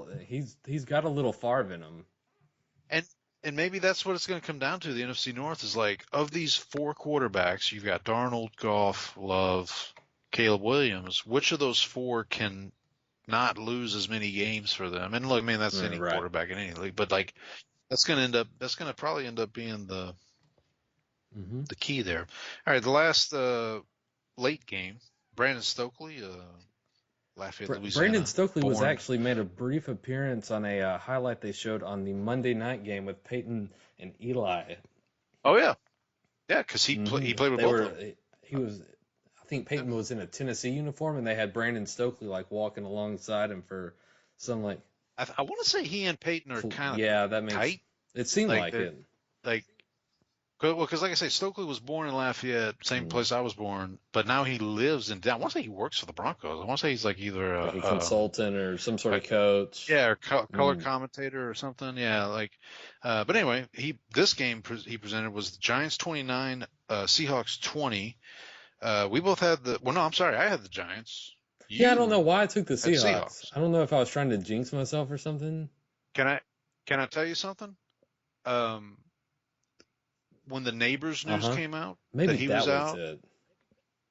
I almost switched my pick. I was about a minute or two away from texting you like, "Hey, I'm switching it to the Seahawks." Hey, just give the Neighbors targets, which there are plenty of them, to Darius Slayton, and you're good.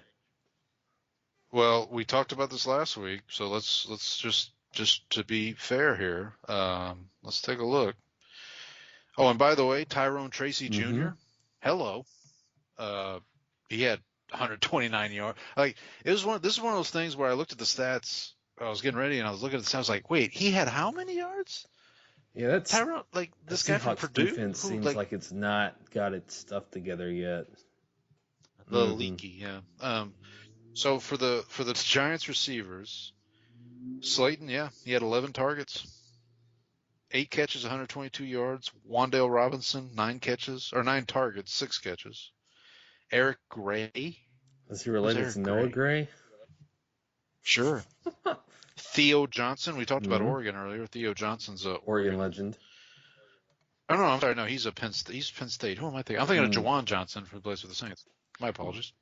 Anyway, but yeah, we talked about this a little bit last week and also today. Like the Giants, they're not Right. bad. Like they're another team that they're weird. They're weird in the sense that I think they're still going to draft a quarterback in the first Mhm. round next year, but they could make a playoff run. Like they got. I think Danny Dimes is. What was his stats? 23 of 34, 257, 2 touchdowns, no interceptions. I mean, you can't ask for much more from him. They get the block punt. Block field goal. Mhm. Block field goal, sorry. Block field goal there at the end. Yeah. I mean, Yeah, they're going to be I think they're going to give some teams trouble that if they don't end up making it a playoff run, they're probably going to play spoiler for a few teams like Seattle. Like Seattle has started out the season looking good and then has just kind of I mean they had a couple of really tough games. You might remember I had them starting 3-0, which they did, and I have them finishing 7-10. And I'll keep reminding folks of that. I just don't know what to trust with Seattle. Like this new coach, is Geno really? I want to say the Athletic Football Show kind of briefly talked about this game, and they said that the Seahawks are trying to move into that too high world. They were still stuck in the kind of Legion of Boom cover 3 defense. Mel Kiper's favorite defense. And so they're trying to move that, but the thing is they can't stop the run in that defense, which you need to be able to do if you're going to be able to have any success. And so that's kind of, I think that Tyron Tracy's rushing numbers might speak to that. I think I did see something where all of their starting defensive linemen were injured at one point. Was it them? There was one team that was the Cowboys. Well, maybe. Hey, good segue. Speaking of the Cowboys, Flozell the Hotel Adams presents Sunday night game. I'll let you cook on this, but let me just get to this. Cowboys 20, Steelers 17. We both had Steelers minus 2.5. Sorry for us. So what'd you see there from as you stayed up till 1 o'clock in the morning to watch this? I mean, if I'm going to stay up till 1 o'clock in the morning, this is the kind of gritty, tough win. They come into the game. You're missing your top 3 defensive ends from the offseason. You're missing, Sam Williams was out before the year, and then you lose Lawrence and Parsons last week. One of the first drives of the game, you lose your new number 1 defensive end, Marshawn Nealand, who will go on IR and probably miss about 6 weeks. But the defense, the run defenses continue to improve. They're able to keep Justin Fields from gaining anything. They basically hold the Steelers' offense in check. So the defense plays out of its mind. The offense basically moves the ball at will between the 20s, but can't seem to get out of its way. Yeah. So Dak has the fumble. He holds the ball too long in the pocket one possession. So there's a strip sack there. They have a blocked field goal. Dak puts the ball. He may have some suggestions of some people have suggested that maybe Dak the Steelers had 12 men on the field. They had a guy running off. Dak was trying to get the ball snapped and then trying to run it. He thought he had a free play, so he threw it up to CD, and that turns into an interception. Was that the point when CD yelled at him, or not? Yeah, so I think Tirico and Collinsworth tried to say that he was saying subpar, but when you go back and look, he was saying jump ball. I think he was trying to say, hey, put it up where I can get it instead of trying to throw it inside, basically. Right. So eventually Dak is able to lead them down for the game-winning drive. Tolbert looks great. They're able to get, with Brandon Cooks out, they were able to get some of their other kind of secondary playmakers involved. You got Turpin kind of working more as a receiver. Hunter Lupicki, the fullback extraordinaire, wearing the honorary North Dakota State honorary number 40. Shout out to Bill Bates. I don't know if I told you this, but I really wanted the Saints to draft that Hunter He's got Lupicki got a little wiggle to his game. He's a pretty athletic fullback. But yeah, I think those are the kind of wins, like they were able to move the ball, and if they kind of don't shoot themselves in the foot, they probably win by a pretty good margin. It's just cleaning up. I think Dak sometimes tries to play a little bit of hero ball. I think he tries to do too much, especially when you're down, you're playing on the road. I think he's just trying to do too much a little bit, and sometimes just eating the ball and taking the sack instead of holding it and letting it get stripped. You just take the field goal there. So they've got some stuff to clean up, but going on the road, the defense looked better. The offense moved the ball. It's a big board win. It's a big against a team that they like to muck it up. I guess yes. They love the slot. Eats it up. So I wanted to ask you this I know you're obviously watching this from the Cowboys perspective, but what were your thoughts on Justin Fields in this game? Do you feel because like all this talk now that like Russell Wilson's gonna take the job? I'm like, wait a minute, did I miss something? He sort of I think he's come back down to earth, but he had a really good game against Indianapolis, Dallas, but Dallas was, I think what Dallas was able to do was kind of take away some of that designed run stuff that he does really well. So he looked worse, and so they weren't able to kind of build off of that. George Pickens decided to just kind of give up. I don't know if you saw any of those clips. I did see. Yeah, I think I did see some of that. Yeah. So I thought the Cowboys played him well, and so the fact that he played well against Indianapolis last week too. It was his best game. Yeah. So I'm hoping that was said more about the Dallas defense than it did about Justin Fields, but he was okay. I did see a tweet from everyone's favorite Cowboys fan, Skip Bayless. At some point, I guess at one point Fields had to leave the game for play. He got and I thought this was a bad call. Like, so he scrambles out to his right, he turns around, he's coming back left, he throws the ball, and then the Cowboys player, I don't remember who it was, kind of turns his shoulder. And then just kind of he didn't launch. He leaned into him and hit him, but because Fields is coming his momentum is bringing him this way. It looked bad. Because it looked bad. The quarterback's neck snaps back. It looks like they throw the flag, which is actually that's gonna be what led to the Steelers' first touchdown drive was that call. But he did have to come out for a play. Like he tried to stay in. He kept trying to stay in. Well, and then they got him out finally. So the reason I bring it up, so Bayless tweeted, I guess Kyle Allen's their backup, or was the backup, and he made Bayless tweeted something like, "I was more afraid of Kyle Allen throwing the ball than Justin Fields." It's like, okay. He had like one good throw, and so cool story. He had one good throw, and then Fields came back in and led the rest of the drive. All right. Well, there was no Monday night game this week, so let's move on to. What about Eddie Kinnison? You can't do Eddie Kinnison dirty like that. Yeah. All right. Fine. So, Eddie Kinnison presented Kansas City Chiefs 20. Yeah, go ahead. You read it. Don't make me Kansas City read it. 26, Saints 13. The Saints were playing in their alternate helmets. Everyone, I guess. They might as well have been playing in an alternate universe. Those helmets look like they're Bizarro helmets, right? Yeah, I don't. Look, okay, we'll get to the debacle that is the Saints here in a second. But these alternate uniforms, we got too many. There's too much. You're doing too much. You do, yeah. Like the Texans, you were saying they look like an XFL. They uniform. do. And then the Broncos did it right. They brought their throwbacks, which look fantastic, wonderful. Make those the entire. Well, my friend Donnie, who I mentioned earlier, he was like, Just wear those Right. every week. Like what are we doing? Like, Not everybody needs but a okay, black helmet. right, exactly.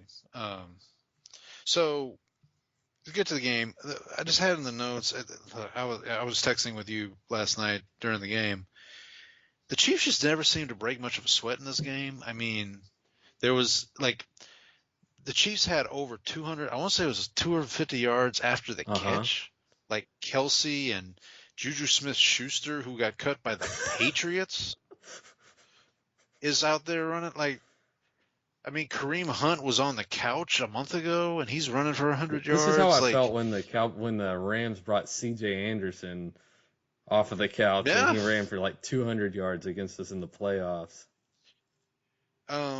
It seemed like Kansas City was trying to use that kind of the quick passing game instead of trying to run it at the Saints, because they knew that the Saints were going to be able to stop them. And look, I think the Saints from I know we talked about the pass rush after the Falcons game, but like I think they were doing the best they can. But it's Mahomes. I mean, like there's no margin of error with him. Like you have to.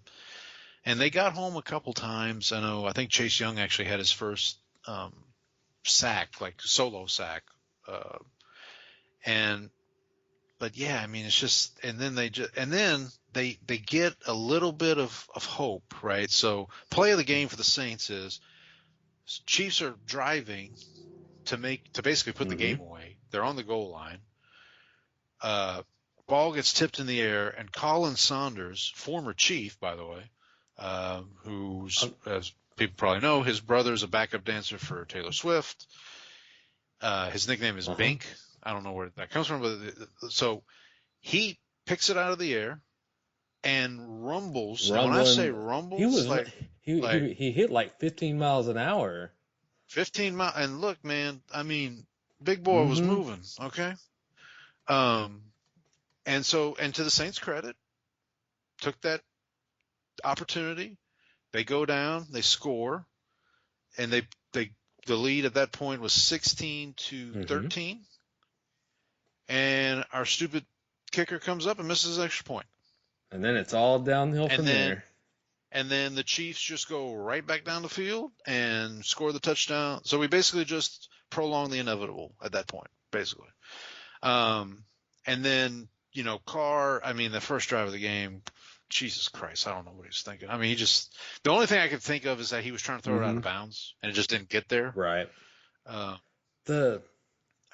But yeah, and we can talk about the injury too. So he's got an oblique injury that he says it wasn't necessarily a hit. It just he tried to throw it and he felt something, right, which is bad because I mean obviously if that muscle's pretty important when it comes to your throwing mechanics and whatnot. Word out today is that he's out the next 2 games. So it's looking pretty oblique over there. It is. Jake Hayner came in the game last night. He was our 4th round pick out of Fresno State last year. Can I ask you about this? Because I expected when Carr went out that Rattler would be the move. So Rattler has been the emergency quarterback. So new this year, you can have that emergency third Russell quarterback. Wilson has been for the Steelers. Yeah. So like Rattler, and basically it gives you an extra roster spot. So Rattler has been that for every game. So Hayner is technically the backup. But to your point, the word out today after the Carr news broke was that it looks like Rattler may start. I think Rattler is there's going to be more variance, but there's more upside there, right? And so you're hoping that. Yeah, I think I've heard, and look, I don't know if this is true, but I've heard some people speculate that Carr does not want Rattler to get in the game because he may not get back in, basically. I would imagine Kubiak is probably a fan of Rattler, given his style of play and the style of offense that Kubiak likes. And Dennis Allen drafted Derek Carr. He brought him to New Orleans. So, he knows how Derek Carr's ego is, so he's probably trying to like keep that in check. But I'm with you. The way I look at it is this: let's assume that they're going to lose these next 2 games, just for the sake of this argument. Would you rather lose these next 2 games throwing Jake Hayner out there, or throwing Rattler out there, and maybe at the end of the 2 games you say, okay, we might have something here? Because one of the things, and I think I mentioned this to you, one of the things I want, this is the frustrating thing. Coming into the season, didn't have high expectations. I think I picked the Saints to go 7-10 or something like that. They have these first 2 weeks where it's like, well, holy crap. Okay, I guess we're good. Like, and obviously 3 weeks later, I think, did I text you last night at one point? It's like, hey, remember when the Saints were good? You did text me that. I think that was before I had even had a chance to turn the game on yet. I was like, hey, remember when the Saints were decent? Because that's how it feels. But all that to say, yeah, look, my goal or what I would like to have seen for the season was coming out of this season knowing what our plan is for 25 and for 26. We can't get out of Carr next year. The earliest we can get out of Carr, I think, is 26. But look, I'll be there Sunday to watch, but I mean, it's going to be tough. And then, you have a defensive head coach who. Can I ask about the defense? Like I said, because the defense has been the strong point of this unit or of this team since Allen's been there, right? That's what he's hung his hat on. But look, the defense. We talked about this last week. Game-winning drive to the Eagles. Game-winning drive to the Falcons. I mean, now granted, the Falcons had to kick a 58-yard field goal to win. The Eagles one was a mesh concept where you picked your own own players. Like it's. But you also let Saquon run, which I mean it's Saquon, still. And then look, I get it. The Chiefs are. If this exact same game had played out, but the Chiefs had Rashee Rice and Isaiah Pacheco, and they're normal, then I would be like, oh, okay, yeah. I mean, yeah, they're the 2-time defending Super Bowl champions. But they're playing Juju Smith-Schuster. And Kareem Hunt. Carson Steele. Yeah, look, I mean, the defensive line, the pass rush is non-existent. Our linebackers, now we did have Willie Gay's out for a little bit. Pete Werner was out. He was kind of a late, like, I want to say it was like Saturday. They announced, oh, by the way, Pete Werner's not playing. Cool. Okay.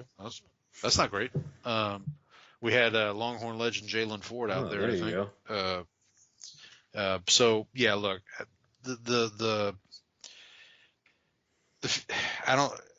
I'll be there Sunday, but you're not going to enjoy it. I'm not holding my breath. Yeah, I'm not gonna hold my breath on any of that. So that does it for we both had the Saints plus 5.5. So thank you for sharing the misery with me on that one. All right, moving on. So this segment for this week, and this is going to be possibly a recurring segment, is we're gonna do a draft. We feel a draft coming on, Paul. We feel a draft coming on. I feel a draft. Let's change tables. Get out of here. We have a booth. So what I kind of laid out to you is, well, again, we may not do this each week. We'll rotate these segments as we have been, but basically we're going to take a category and we each draft most of the time 4 each. We may up that number for different categories, but we're going to each. So, for example, for this week, the category is division winners. So basically, we are each going to take a division and draft who we think will win that division. Right. And then the other part of this is once you've drafted a division, you can't take. It is, yeah. So if you drafted the Ravens, I couldn't come back and say I'm going to draft the Bengals. The Bengals, right. or the Steelers, yeah. Okay. Paul, would you like to do the honors and go first? Well, so here's what I was going to say. moving forward, what we can do is if either the Cowboys win, so like if the Cowboys win, the Saints lose, like this week, Okay. you would go first. But if they both win or both lose, then the tiebreaker is Saints beat the Cowboys. So Or we can do point differential for that week.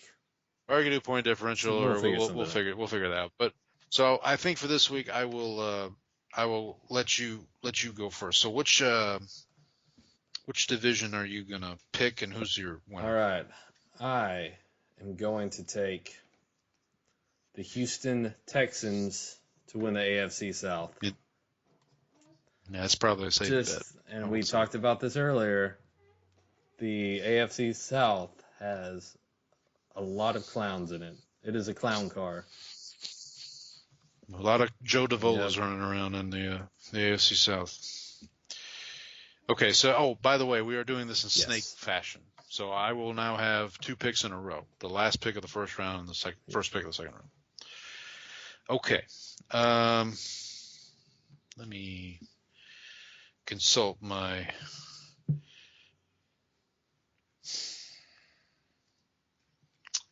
No, I'm gonna stay. Okay, I'm gonna go. I'm gonna stay in the AFC. I'm gonna go AFC West, Kansas City Chiefs.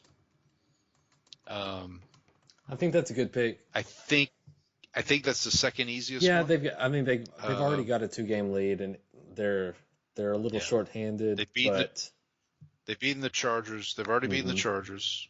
The Chargers are. I mean, the Chiefs are short-handed. The Chargers are short-handed too. Like they. I don't think the Broncos. I mean, they might give them a fit, but I don't think that they're scrappy. But it's going to be hard for them to put a lot of wins together. Yeah, and I mean, yeah, I'm going to go Chiefs. Let's see if we can pick an NFC division here.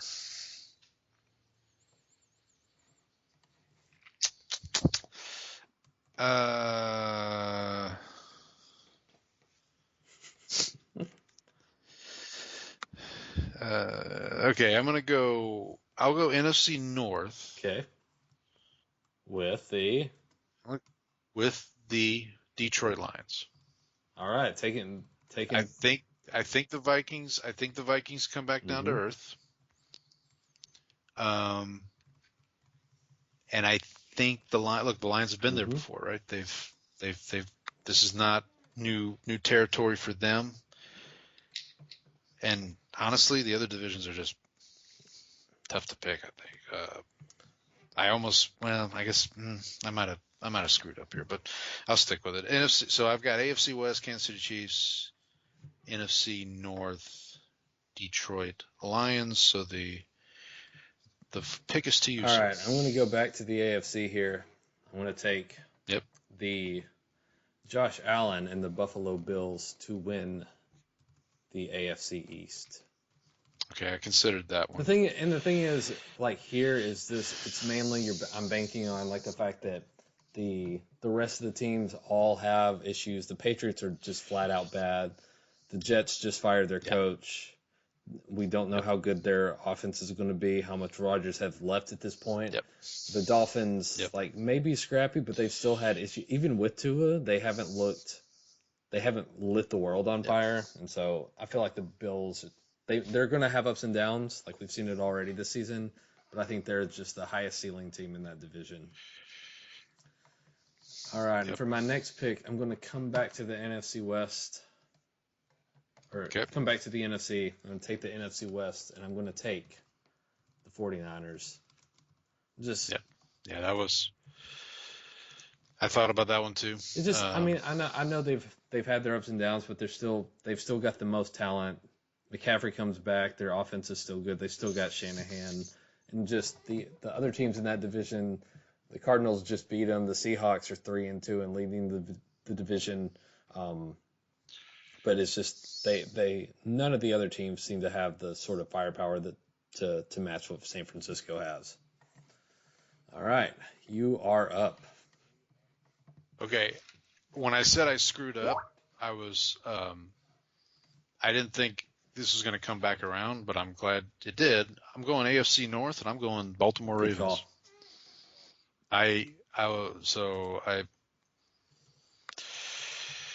So I think, look, I do think the Bengals can sneak into the playoffs, but they're already behind the 8 ball, having lost to Baltimore. And look, they may lose to Baltimore again. Maybe Pittsburgh's not as, good as they think. I still don't.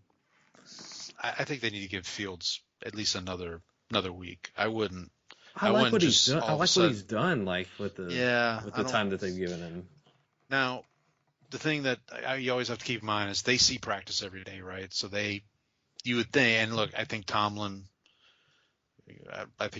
one of the best coaches in the NFL. So but yeah, I think the Ravens are the true challenger at this point to the Chiefs for the AFC. Now, to your point, what you made earlier, they got to show they can do it in the playoffs, right? They got a little bit of those Chargers teams from back in the day with Rivers, where they would score a bunch of points, they'd win a bunch of games, and they get in the playoffs and lose to the Jets in like the divisional round or something like that. Yeah, and we both like the Bengals, but the thing is, the Bengals are 1-4 at this point. They've got too deep a hole, right? Okay. Last pick. All right. So the AFC, the AFC is done. So that we have 2 divisions left. Nobody wants to pick these. Yeah. Oh man. You know what? Just for the sake of the show, I'll go NFC South. I'll go Atlanta Falcons. How much does it paying you to make that pick? Well, it does. And look, that's who I had to. I picked them to win the division before the year, so I'm staying consistent here. I'm really interested to see what you do next, but I really almost went with the East and picked the Commanders, but I wanted to keep doing a show with you, so I'll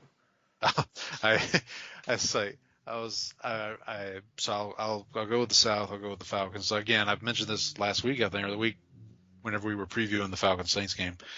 On paper, they're the best team in the division, I would think. And if they play their cards right, if Minnesota starts to falter, if Washington kind of comes back down to earth, if San Francisco can't get it together, Atlanta might mess around and end up the 1 seed. So, who knows? But all right, NFC East. I think so I'm gonna Giants, right? You're taking the Giants? The Danny Dimes. Okay. No, so I think I've got 2 options here. I'm not going to buy into the Jane Daniels hype just yet. I'm not going to buy into Cliff Kingsbury having turned it around, having discovered himself.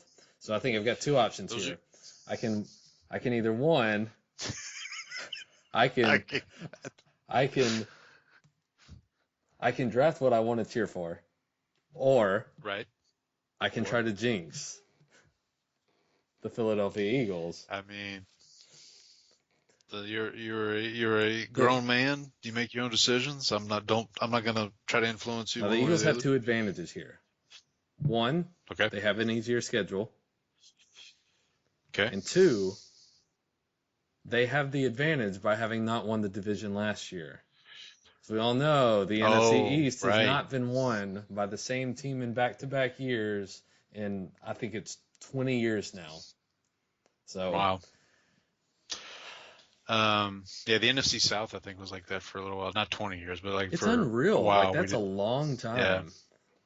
Like, I think the last team to do it was like the Eagles back in like 2004 or 5 or something like that. And now the NFC South, Tampa Bay's won it 3 years in a row. That's so weird. Yeah, it's crazy. It's crazy. All right, so just let's recap our picks real quick. I have to make my pick first. I'm sorry. I'm sorry. All right. I'm going to take the Eagles based on the 2 things I said, which is the schedule and the fact that they didn't win it last year. Okay. And hopefully I jinxed them. And the fact that you want to jinx them, yeah.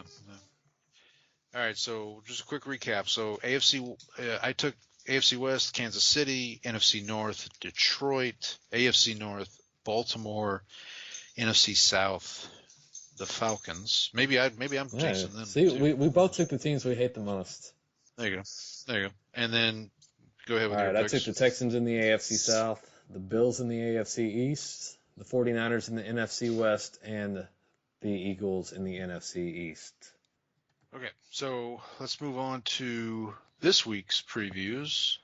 And just a reminder, the spreads that we are going to reference are based on the ESPN Pigskin Pick'em game, so keep that in mind. Let's start with the teams on a bye. Both undefeated teams on a bye this week. The Chiefs, their bye is brought to you by Joe Delaney. Do you know who Joe Delaney No, I know. is? I'm familiar with with Jim Delaney, a character from the FX series Taboo, starring Tom Hardy. No relation. Yeah. No relation. Joe Delaney. So I will say all of these teams on a bye and they all have a connection to me. So I was a little selfish here, but Joe Delaney went to college at Northwestern State University, which is the same school I attended. The spring game that the football team plays is named after Joe Delaney. He played for the Chiefs. Just pulling up his information here real quick. Played for the Chiefs from just 2 seasons. He unfortunately passed away June 29th, 1983, while attempting to rescue 3 children from drowning in a pond in Monroe. And he was posthumously awarded the Presidential Medal from. Oh, he was actually Ronald born Reagan. in Henderson, Texas, which is actually about 10 miles away from my parents' house. And went to the same high school as your boy, Dak Prescott. Houghton, Louisiana. Man, so Houghton, we got a this So- one. You know, you say it had a connection to you, but it actually worked out with both of us. Yeah, connection. There's you as well. Let's go to the other undefeated team, Minnesota Vikings. They're on a bye. Their bye is brought to you by Brian Roberson. This is a more recent player. He was a defensive end. He actually did have over 50 sacks in his career. He played for a good while. I want to say 10 years. So my wife, when she was in high school, threw shot and discus. Actually ended up going to college on a scholarship for that. And Brian Roberson was born in Houston. He went to Splendora High School, and he also threw shot and discus. And so he and my wife knew each other. Yep, was on that Longhorn team that beat Lindell White's USC. That's what we all think of back it in as, Lindell White's USC team. Yeah, of course, yeah. But there was nobody else was on that team. But yeah, so Brian Roberson, little shout out to him. 2 of the teams on a bye that seasons are not going as well. The Dolphins, 2-3 going into their bye. Shout out to Mark Super Duper. He also a alum of Northwestern State University. He was born in Pineville, I believe, Pineville, Louisiana. And last, the Rams, who are kind of having a year from hell, at 1-4 going into the bye. We're going to shout out Trev The Falk. other Falk. So everyone's probably familiar with Marshall Falk. Trev is He also Marshall's cousin. Kevin Falk. And also, I was going to bring that up. Also, Kevin Falk. So Trev was born in Lafayette. He went to Lafayette High School. I did not go to Lafayette High School. I went to Carencro High School, which is where Kevin Falk of Patriot fame. So, spoiler alert when we get to the Patriots bye week. But yeah, so they are all cousins, and they're also cousins of Hall of Famer Marshall Falk, who was born in New Orleans, I think, or he grew up in New Orleans. He went to San Diego State for college, but yeah, Trev and Kevin both went to LSU. All right, so let's get into the games. Thursday night, brought to you by Richard Sherman. Hey, he's going to be at the game because he works for Prime. I've seen the commercials nonstop every time I watch a football game. 49ers at Seahawks. Seahawks are getting 3.5. That's kind of an important Yeah, game. it feels like a get-right game for San Francisco, doesn't it? I mean, which is what I thought last week was. Yeah. This is a real get-right game. Well, here's the thing. We talked about this earlier. They've already lost 2 division games. Can't lose 3. Yeah, if you lose 3, that's going to be tough. I am taking the 3.5. I think I'm going to lay the points. You're going to lay the points, yes. I'm gonna take the 3.5. I mean, yeah. Look, everything on paper says that 49ers should definitely get right in this game. But strange things happen in the NFC West sometimes. Yeah, division games are ugly, and especially it's in Seattle on a short week. Like that's the only thing that kind of like makes me think or makes me stop I and don't know. reconsider. Both teams are coming off a loss too. Yeah, so there's not like a one team Yeah. one team needs to bounce back. They both need to bounce back. Yeah, they both do. All right, Sunday, another London game. London calling here. Tashawn Gibson. Is he making the trip across the pond? I don't think so. Jaguars at Bears. Well, this is technically a Bears home Technically, game. though, it's more of a Jags home game, though, isn't it? Given the fact that they play, yeah. I think at one point someone said we should just move them to London and call them the London Rippers, like for Jack the Ripper. That's what ripping us off. Yeah. I'm gonna go Bears minus 2.5. I'm with you on that one. I think we're getting there with Caleb. I'm hoping we don't see him regress. But that's what if I'm a Bears fan, that's what I'm looking for. Like, are we getting progression? Like, look, him and DJ Moore seem to be having a good rapport there. You've got Roma Dunze too. So, You've got Roma Dunze. DeAndre Swift actually had a good game. I didn't think that was still possible. He did. My fantasy team, I still lost, but yeah, he was not. He was not the reason culprit this time.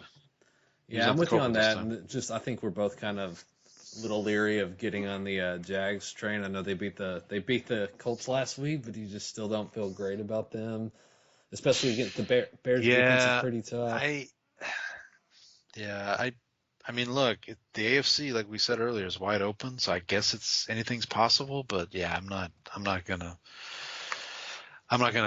go there with the Jags. All right, DJ Swearinger. This also could be presented by James Winston, but we'll go DJ Swearinger here. Bucks at Saints. Saints plus 2.5. Buccaneers are actually in New Orleans already, getting out of the pathway of hurricane. So shout out to all the folks dealing with the hurricane. Please be safe. So here's the thing. For the season, I had the Saints winning the first game against Carolina, losing 4 in a row, and then winning this game. I'm just, you know what the hell? I'm just gonna take the 2.5 with the Saints. I mean, it's a short week. Whoever starts it's gonna be tough. Buccaneers defense is good. We talked about this earlier. But you know what? At this point, what the hell? Let's just ride with it. I'm guessing you're going to lay the points. I think the quarterback situation is the thing here. I know the Saints are playing at home. I know their Bucks are on the road. I mean, this could turn out if you start Rattler here and the Bucks don't have film on him, they're able to kind of put together some stuff to fit his skill set. Like that's what you're banking on. I feel like that's the safer place to just take the Bucks. It's that, and also if you can get this is kind of what they were hoping for the other night against Kansas City. You kind of need like one of those, either a trick play or like some kind of turnover, just something. Maybe Baker loses his mind for a second. Loses his mind for a second. We'll see. All right. Game of the week here. Commanders, Ravens, brought to you by Tony Banks. How can you say it's the game of the week when we got Danny Dimes versus Joe Cool on the Sunday night slot? I'm sorry. My apologies. How about this? The game of the week in the DC metro area. Definitely that. I'm sure all the bigwigs are going to be there. Tony Banks presents Commanders, Ravens. Ravens minus 6.5. That number feels big. It does, but I think I think there's definitely an opportunity here for we've seen what the Bengals did last week to the Ravens defense. They haven't quite. You've been able to throw the ball on them. I want to lay the points here. Okay. I will I mean, this backfired on me last week when I was trying to be contrarian when everyone was taking the points with Jaden against the Browns, or laying the points with Jaden against the Browns. But I think this is a little bit of a different animal. Yep. Yeah. Look, I'm gonna believe in Jaden and the Commanders until they give me reason not to, I guess. So I'll take the 6.5. Yeah, we'll go from there. You want to take the next one? Yeah. So this next one brought to you by Al Del Greco, former kicker for the Legend. Houston Oilers, the Phoenix Cardinals, I believe, and the Green Bay Packers. Is real quick, is Aldo Greco, is he in the Hall of Fame? I don't think so. I think Okay. there's not a lot of kickers in. I know Morton Anderson is, and Vinatieri and those kind of guys, but for some reason I thought Aldo Greco was. I don't think he is yet. No, I don't think he is. He's not in the Hall of Fame. So sorry. All right, the Cardinals are in Green Bay. The Packers are laying 4.5 points. I'm going to take the Cardinals in the points here. As am I. Should be a fun game. This feels like a very offensive game. Yeah, I think this will definitely, if I can swing it, this will definitely be on the 4-view or the multi-view. I think this might be my upset pick.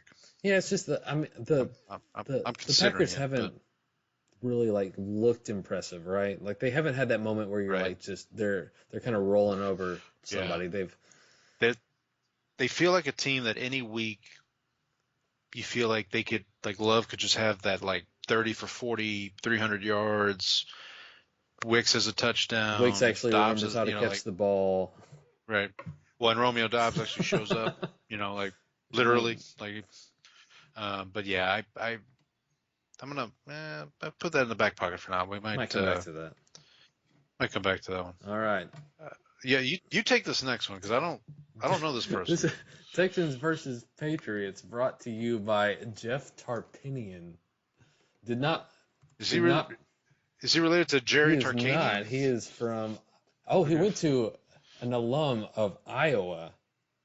Yes. Hey, there you go. He was he only played 4 seasons in the league, 2 with New England and 2 with Houston. He is a linebacker.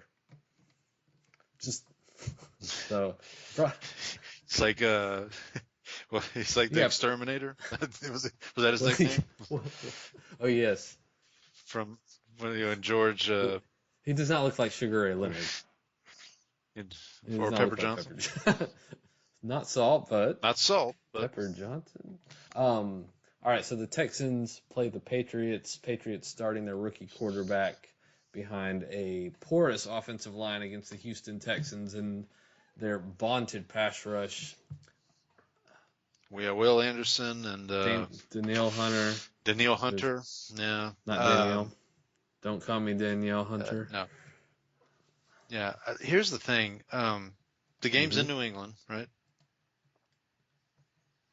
If I'm the Texans, I would just say proceed cautiously. Yeah, I'm with you on this one. I'm taking the points. Because this feels like we talked about this, I think, last week. Like the Texans in the last couple of years have had at least one game where you just went, wait, they lost to who? We thought this was going to be the Jags, but they ended up holding off the Jags. They held off the Bills. Yeah.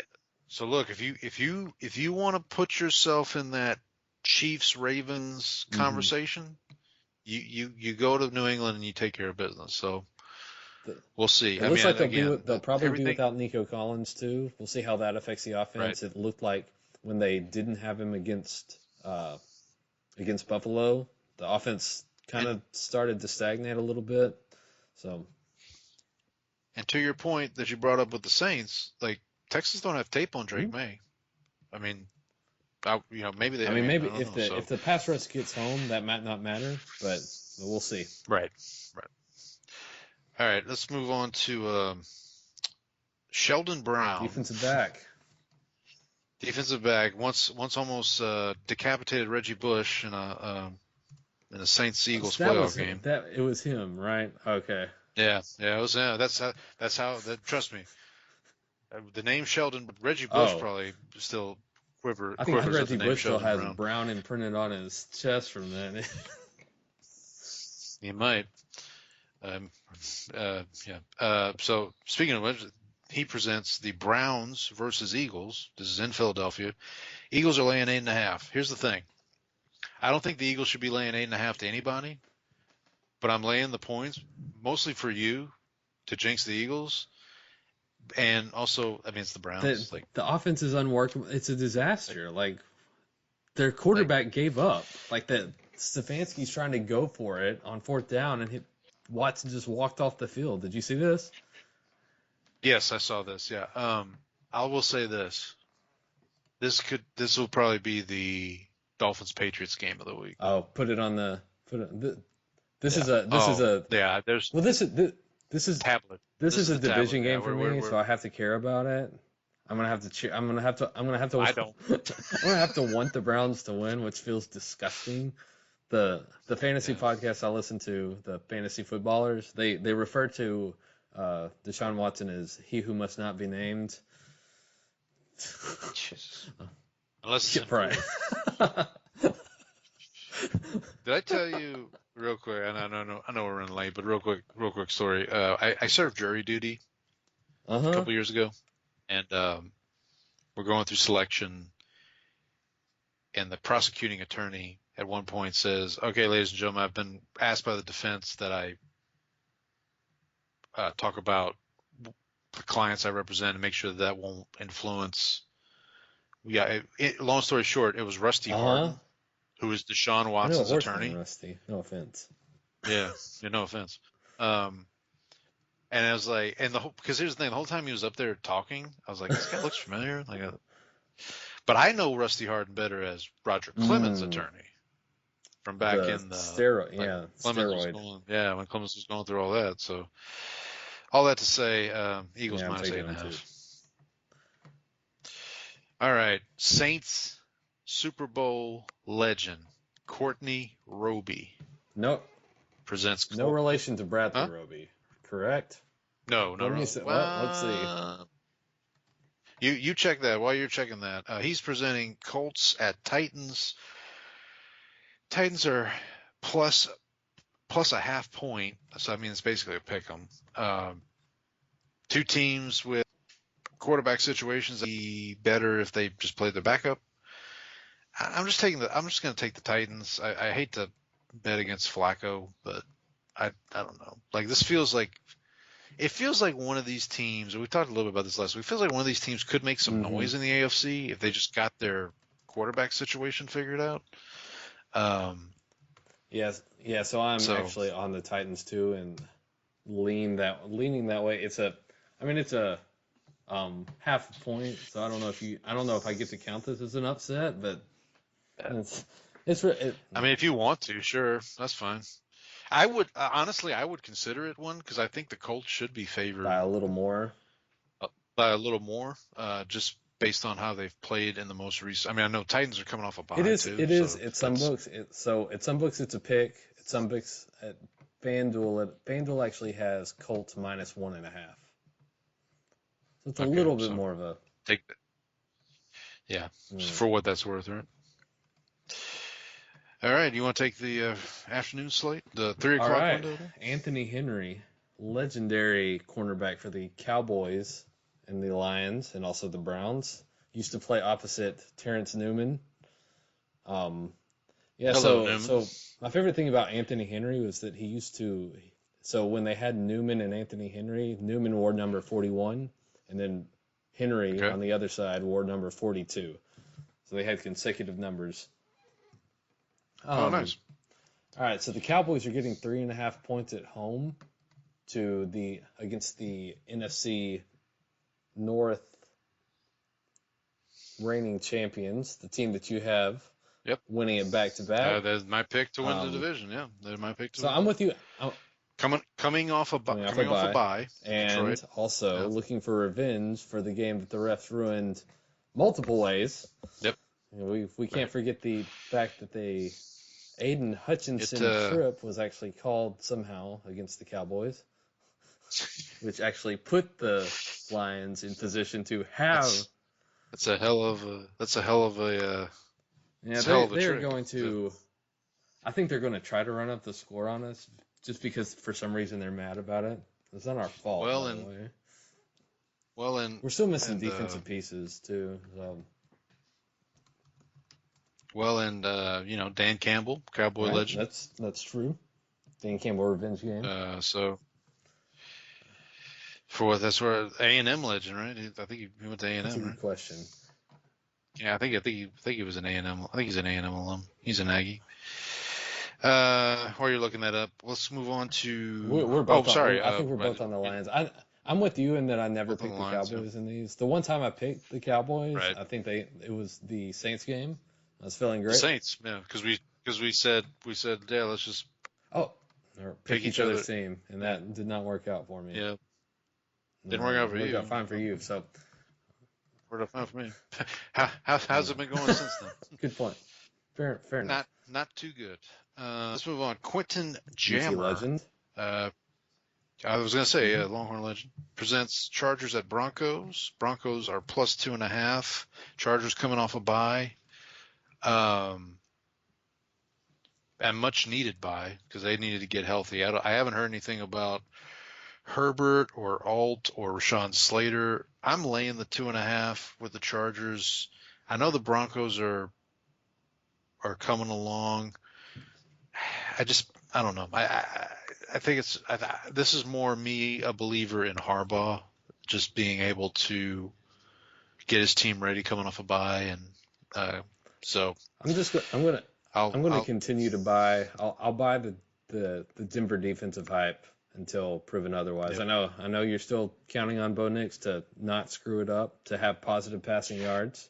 Well, here's the thing. It actually would be better probably if the Broncos win this game because then they got a short week coming to New Orleans for the Thursday night game. The Peyton coming back to New Orleans. So if they won that, then that maybe they take it easy on the Saints on Thursday, but we'll see. Like I said, I'm going Chargers minus 2.5. Lamar Woodley presents. Boy, you talk about a classic game. Steelers at Raiders, in Vegas of all places. Raiders are getting 2.5 points. Here's the thing. This is another one of those. There's a couple of these weird games this week, like Texans at Patriots. This is one. Steelers are coming off a loss. Raiders look in shambles. I mean, Devontae Adams doesn't want to be there. There's a quarterback competition somehow. There's a quarterback competition, and you know what? Raiders just might mess around and win this game. So I'm going to take Raiders plus 2.5. I want to lay the points. I'm actually, I'll save it for the final segment. Okay, that's fine. Last game of the 3 o'clock window, Terrell McClain, legend as well. Okay. Presents Falcons at Panthers, an NFC South showdown. Panthers are getting 6.5 points. I will take those 6.5 points. I believe in you, Red Rifle. Let's send the Falcons are coming off a kind of a mini bye because they played on Thursday. They're riding high. Like this is another one where it's like they're riding high. Cousins is great. Everything's fine. And they go to a late window game at Carolina, which is weird. I know Carolina late window. Like how did this get scheduled? Yeah, I don't. Is there an early window game that maybe could have? I don't know. Oh yeah, the other Carolina franchise is playing. I guess they didn't. I guess they didn't. Well, maybe it's the Carolina, Baltimore. They're all sort of. So they didn't. I guess they didn't want an odd number of games in the early window. And they wanted an even number of games in the late window. I don't know. So they said, Panthers, and Commanders Ravens is a better game. potentially. So either way, I'm taking the 6.5 with the I'm going to lay the Panthers. points. I'm just going to keep laying the points against Carolina until they show me otherwise at this point. Yeah. Do they prove you? Yeah.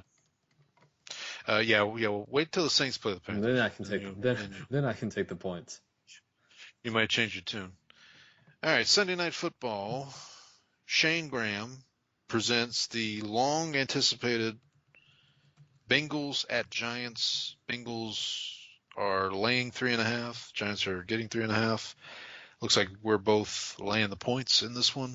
Look, we talked about the Bengals earlier. Like, you got to start winning At games. some point. If you're gonna you got to we can sit here and be like, oh yeah, they're fine, they can still make the playoffs.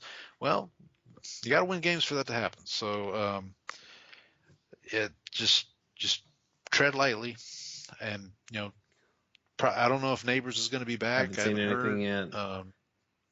So look, it should be a good offensive. There's a couple of these games. I think New York can shootouts. actually put up some points in this one, just based on the fact that the Bengals defense has not been great.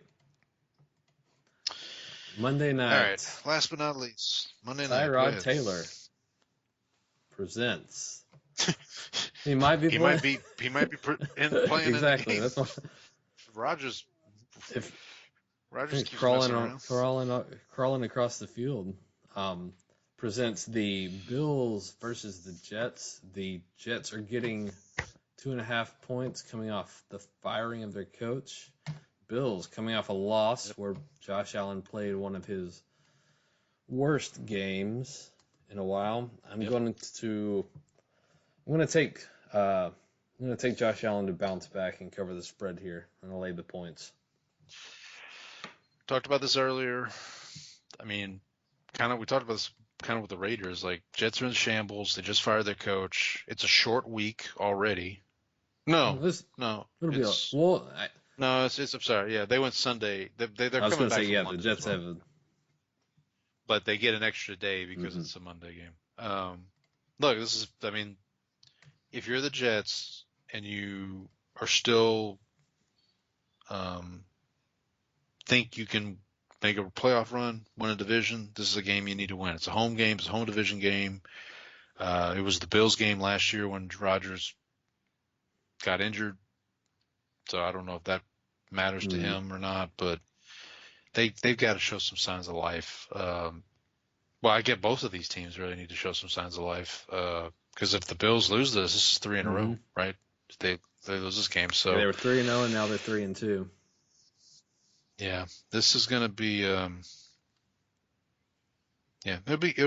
Should be a good game, but it's an important one. So just real quick, we are the only games that we are opposed. So we're Thursday night. I've got the points of Seattle. You're laying the points with the 49ers. Bucks Saints. I'm taking the points with the Saints. You're laying the points with the Bucks. Commanders Ravens. I'm taking Commanders. You're taking Ravens. Chargers Broncos. I'm laying the points. You're taking the points with the Broncos. Raiders Steelers. I'm taking the points. You're laying the points. Panthers Falcons. Panthers Falcons. I'm taking the points. You're laying the points. And then the Monday night game. I'm taking the Jets with the points. You're taking. I feel the like Bills. I'm laying a lot of points this week. And I'm taking a lot of points, but I mean, sometimes you got to take. Sometimes you got to give. Sometimes, yeah. So, all right, let's get to the George is getting upset. This is not good. Worlds are colliding. George is getting upset. What I you got, mentioned this Brandon? earlier. It's a very small upset. Some might not even call it an upset, but I'm taking the Titans at home against the Indianapolis Colts and Joe Flacco.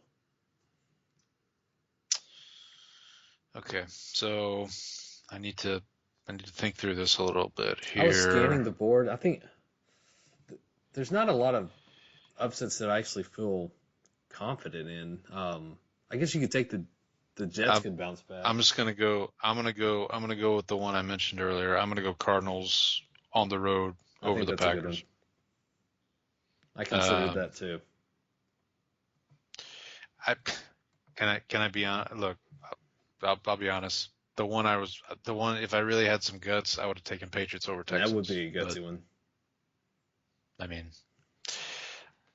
or maybe Browns over Eagles would be like you'd have to make sure I was like coherent. How many drinks have you had tonight, sir? I mean, have you been drinking? Schnapps. He snapped Pete me. Schnapps. He snapped me. All right. Last but not least here, Jerry, it's a lock. Jerry, it's a lock. Kramer, you've had this thing under control for almost 3 years now. All right. What you got, Brandon? In the all-black game, I'm going to take the Steelers, the black and gold, over this black and silver. A lot of this is just the turmoil that's going on around the Raiders doesn't feel good. They don't really have any high-end weapons now. You've got the quarterback competition. I think the Steelers would like to bounce back here. They've got good coaching. Yeah. Tomlin kind of knows how to manage the team, and so I think I think they're able to go in, kind of get everything together, put the Raiders away. Who you got, Paul? All right. So out of my friendship to you, I'm going lock of the week, Eagles over Browns. I hope So not only am I laying the 8.5, you're locking it. I'm saying I'm locking it in. So look, I'm doing my part. Okay. I don't want to hear all this, like, oh, I'm sending you text about Cowboys couldn't afford Derrick Henry, all this stuff. Look, I'm doing what I can do. Okay. Maybe I should change my pick to the Bucks. Your lock? Yeah. Yeah, sure. Go ahead. I mean, look, if we're being realistic, like, that's probably like Texans, Patriots, Bucks, Saints. Those are probably good pick. Eagles, Browns. I mean, the two we have, I think, are pretty good. Yeah, I guess the Ravens are just based on the point spread, but I feel like Jaden. It's one of those things where when you're playing that kind of quarterback with like where the upside, where he has that sort of high ceiling, you don't. Yeah. That's not what I want when I'm trying to pick a lock. Real quick here before we sign off, who did the Commanders have next week? Commanders are home for the Panthers. No, spoiler alert. If the Commanders beat the Ravens and then have to go back home and play the Panthers, who maybe 1-5 at that point, I might be sniffing a little upset there, but we'll get to that next week. All right. Anything else you want to tell the fine folks before we sign off for the week? That's it, Paul. It's been a eventful week for sure. But we'll see. Hey, maybe by the time we talk next, Spencer Rattler's got his first NFL win, or maybe Jake Hayner's got his first NFL win. The Rookie of the Year conversation. Maybe the Cowboys are off an upset. Back on the right track. So I feel good about I feel better about the team after the Steelers game. If we lose, if we beat the Lions, which every sign says that we should probably lose this game. If we win this one, I'll feel back to preseason levels of hope. They keep pulling me back. So every time you're out, they pull you back in. So. All right. Well, until then, we'll see everybody next week. Happy football, everyone.